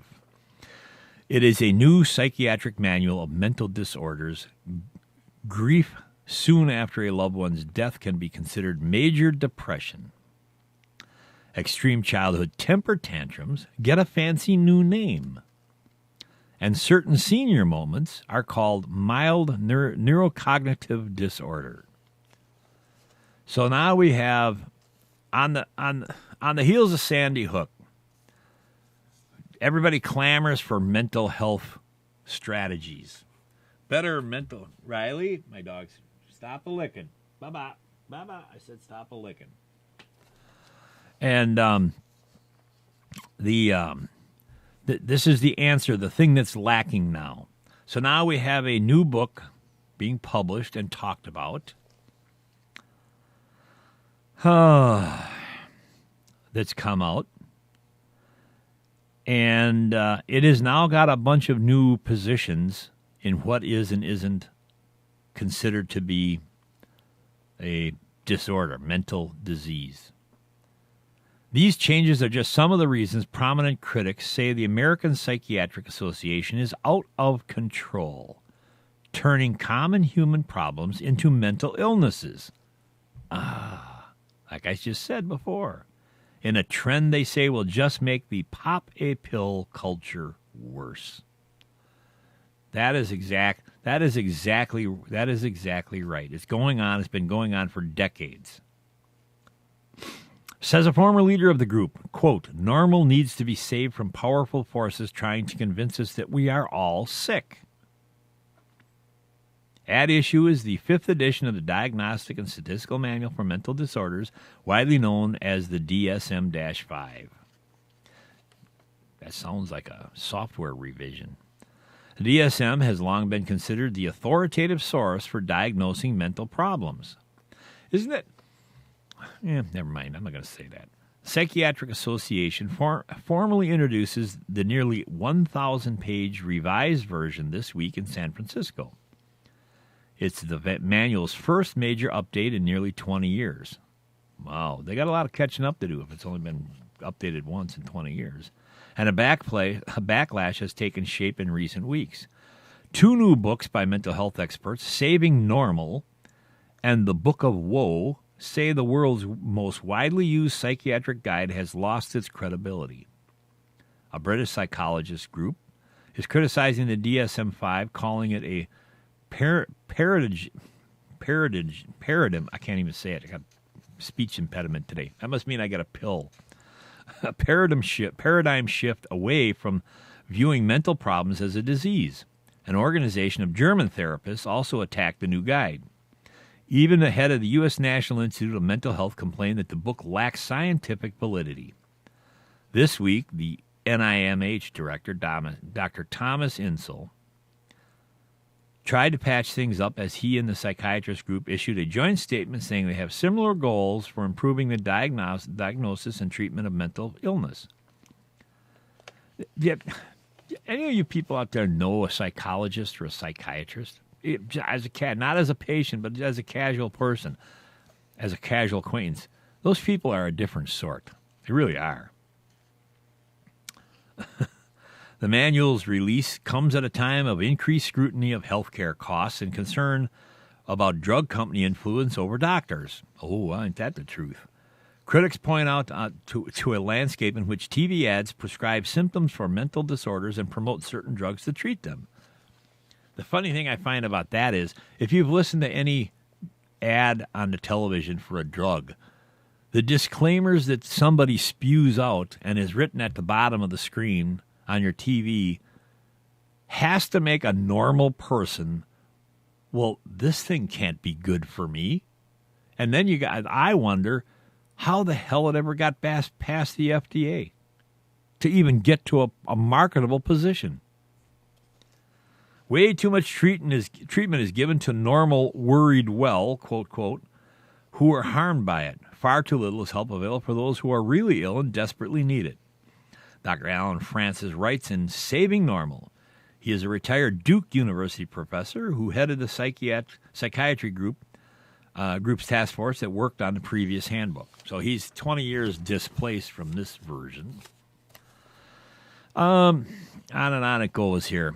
Some of the most contentious, I shouldn't say, let's go back here. The group's 34,000 members are psychiatrists, medical doctors who specialize in treating mental illnesses. Unlike psychologists and other therapists without medical degrees, they can prescribe medication. While there has been a long rivalry between the two groups, the DSM-5 revisions have stoked the tensions. Here's the most contentious changes that are included in this new book. Diagnosing as major depression are extreme sadness, weight loss, fatigue, and trouble sleeping some people experience after a loved one's death.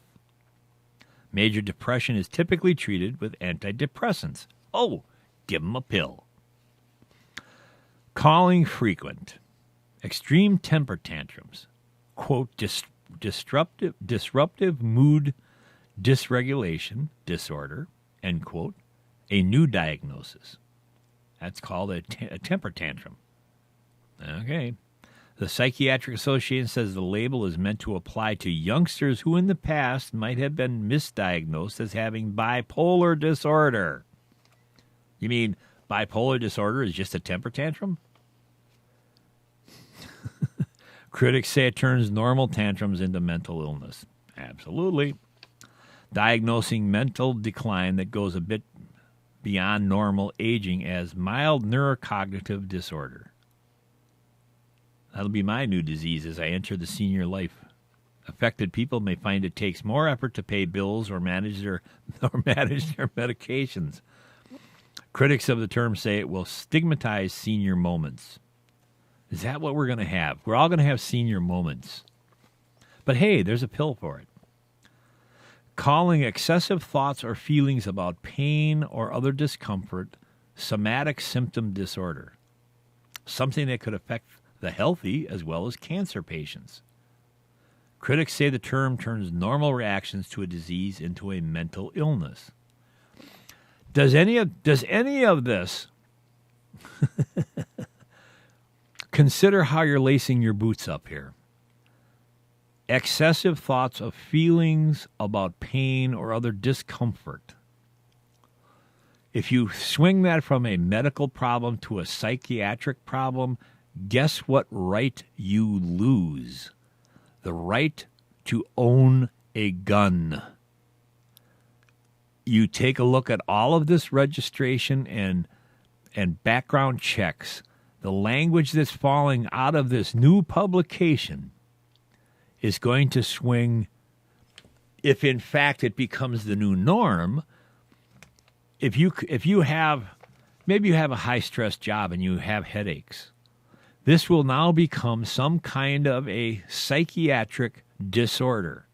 Oh, it says so right here in the book. And there's 34,000 groups, members in this group that say this is right. If you classify a normal hurt, feeling, emotion is a mental illness, not simply as being human, you have and somehow your doctor and if the MD doctors, because they're bound to write scripts,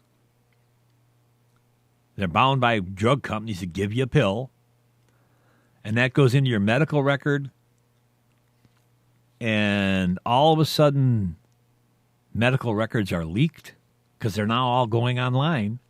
Your HIPAA protections are doodly squat.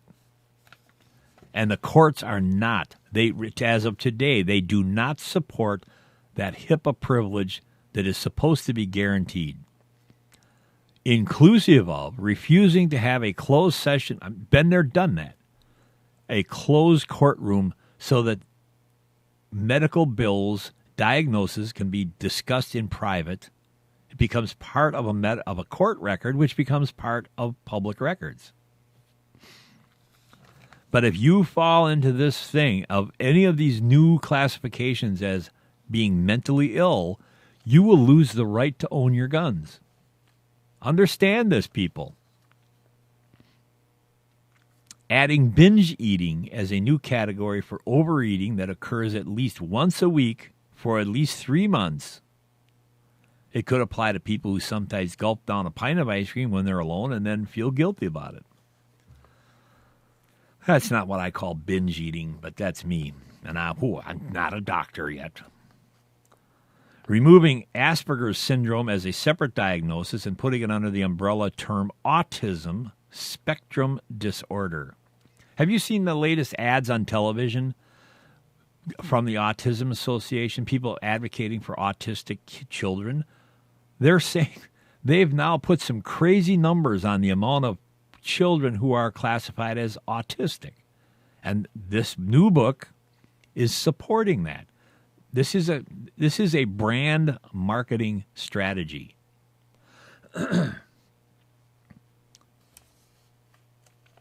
It's Marketing 103. Dr. David Kupfer, chairman of the task force that oversaw DSM-5, said the changes are based on solid research and will help make sure people get accurate diagnosis and treatment.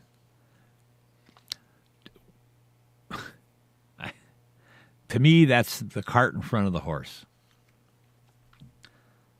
Dr. Jeffrey Lieberman, the Psychiatry Association's incoming president, said challenging the handbook's credibility, quote, is completely unwarranted, end quote. The book establishes diagnosis so patients can receive the best care, he said, adding that it takes into account the most up-to-date scientific knowledge.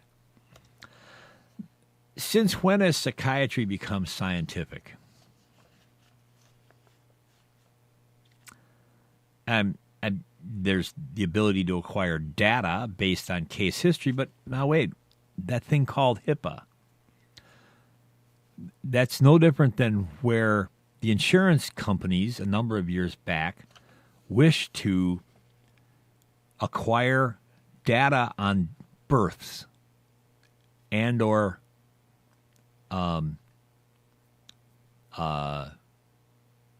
for their actuarial information. Supposedly that was the only thing they were going to do with the actual like birth and birth defects. They were going to start accumulating knowledge on that level. There was a huge uproar because the information between the insurance companies and doctors would violate the HIPAA operations. There is scant hard evidence pinpointing what goes wrong in the brain when someone develops mental illness, but it's now a science. He told the Associated Press he favors a very different approach to diagnosis that is based more on biological information, similar to how doctors diagnose heart disease or problems with other organs. So biological connection says that if I have in my family mental disorders, all of a sudden I have a check mark on my birth record. What he's saying, the revisions in the new guide were suggested by work groups, the Psychiatric Association assigned to evaluate different mental illnesses and to recent research advances. The association's board of trustees decided in December which recommendations to include. Advocacy groups have threatened Occupy-style protests and boycotts at this week's meeting.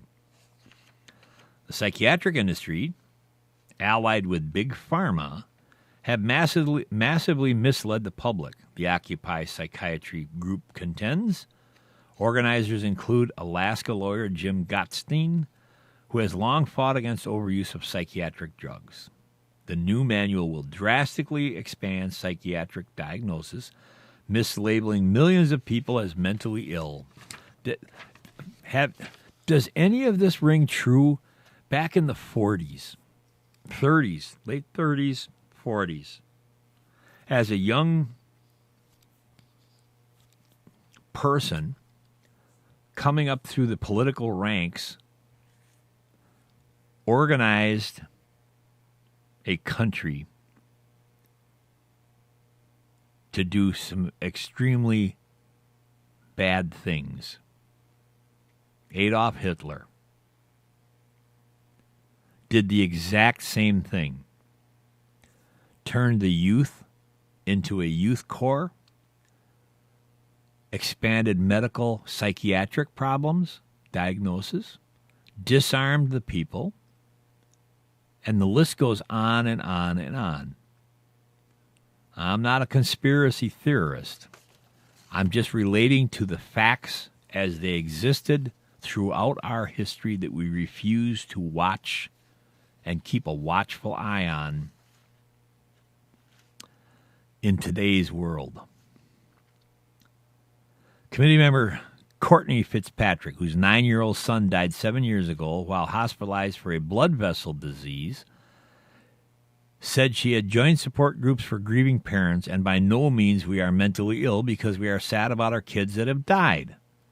But in a new book, this is going to say you have a grieving process, and it's only good for 8 hours. That's all you can grieve. If you go any longer than that, you're going to be mentally ill, turn in your guns, we'll put you on pills, turn you into a vegetable. Feed you nothing but Monsanto corn. Many of the 31 task force members involved in the developing of the revised guidebook have had financial ties to maker of psychiatric drugs. Oh, isn't that a piece of news?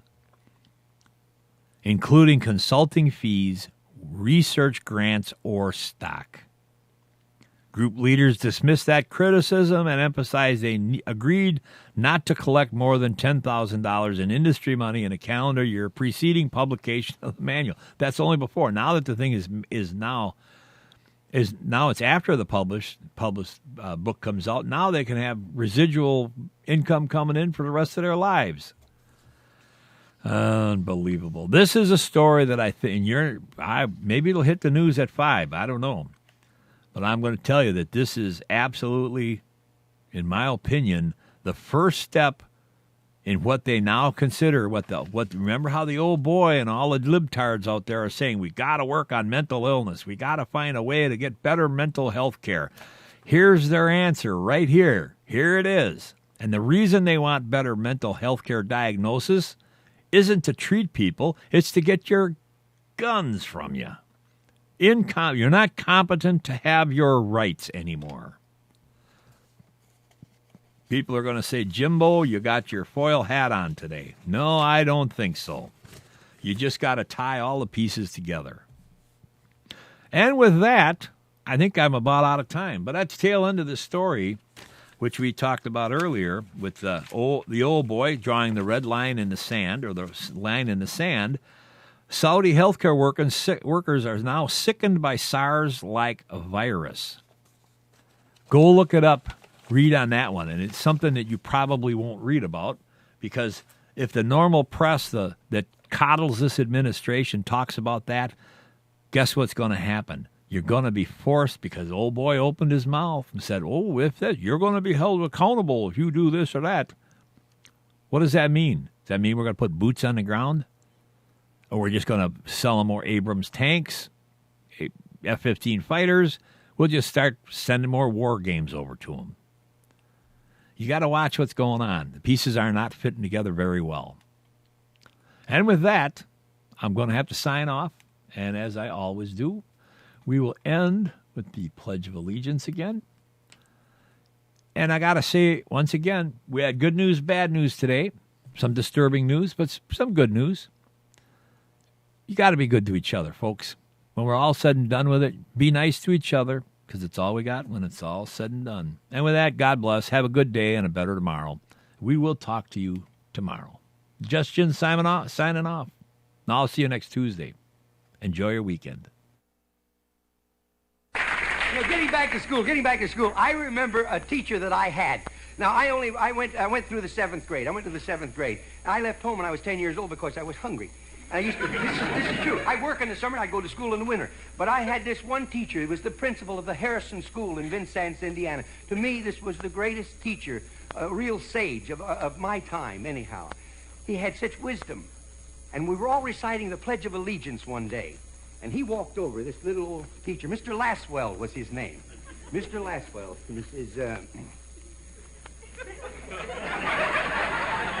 He says, I've been listening to you boys and girls recite the Pledge of Allegiance all semester, and it seems as though it's becoming monotonous to you.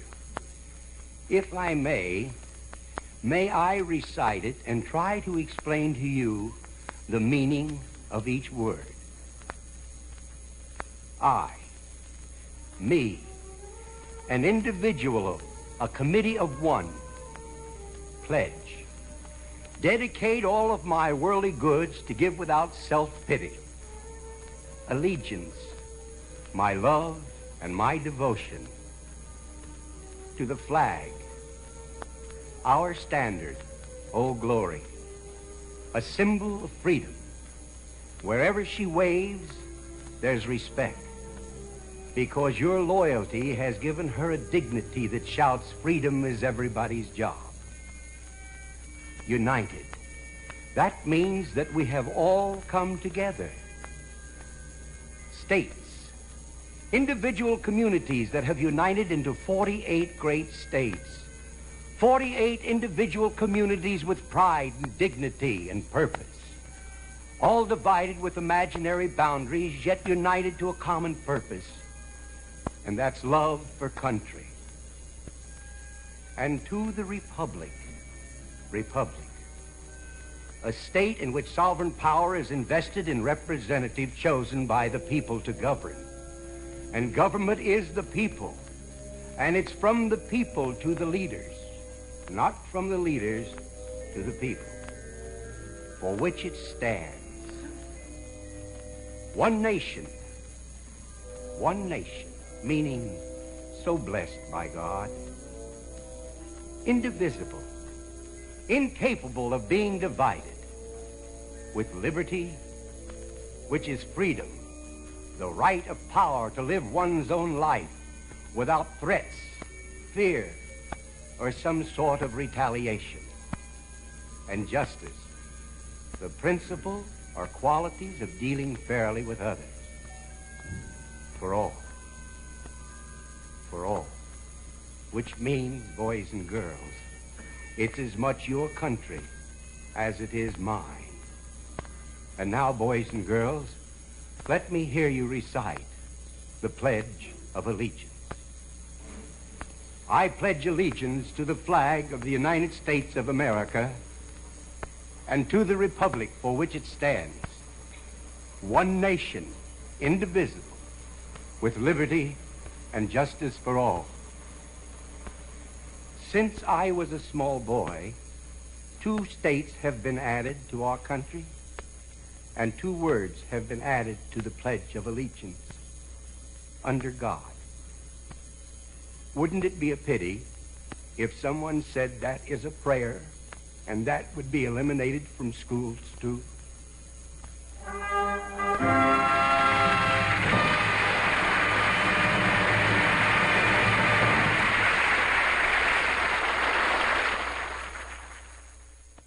It's just Jim back here again. I forgot to mention before I went off the air that our streamers are going to be going down for some scheduled maintenance right after the show. So within the next couple of seconds, the standard 24/7 streaming of government education and government, public education and government meeting on WPEG will not be coming back on the air, probably for about an hour and a half or 2 hours. And we apologize for any inconvenience, but we will put it back up as soon as we can. Again, God bless. We'll talk to you next week.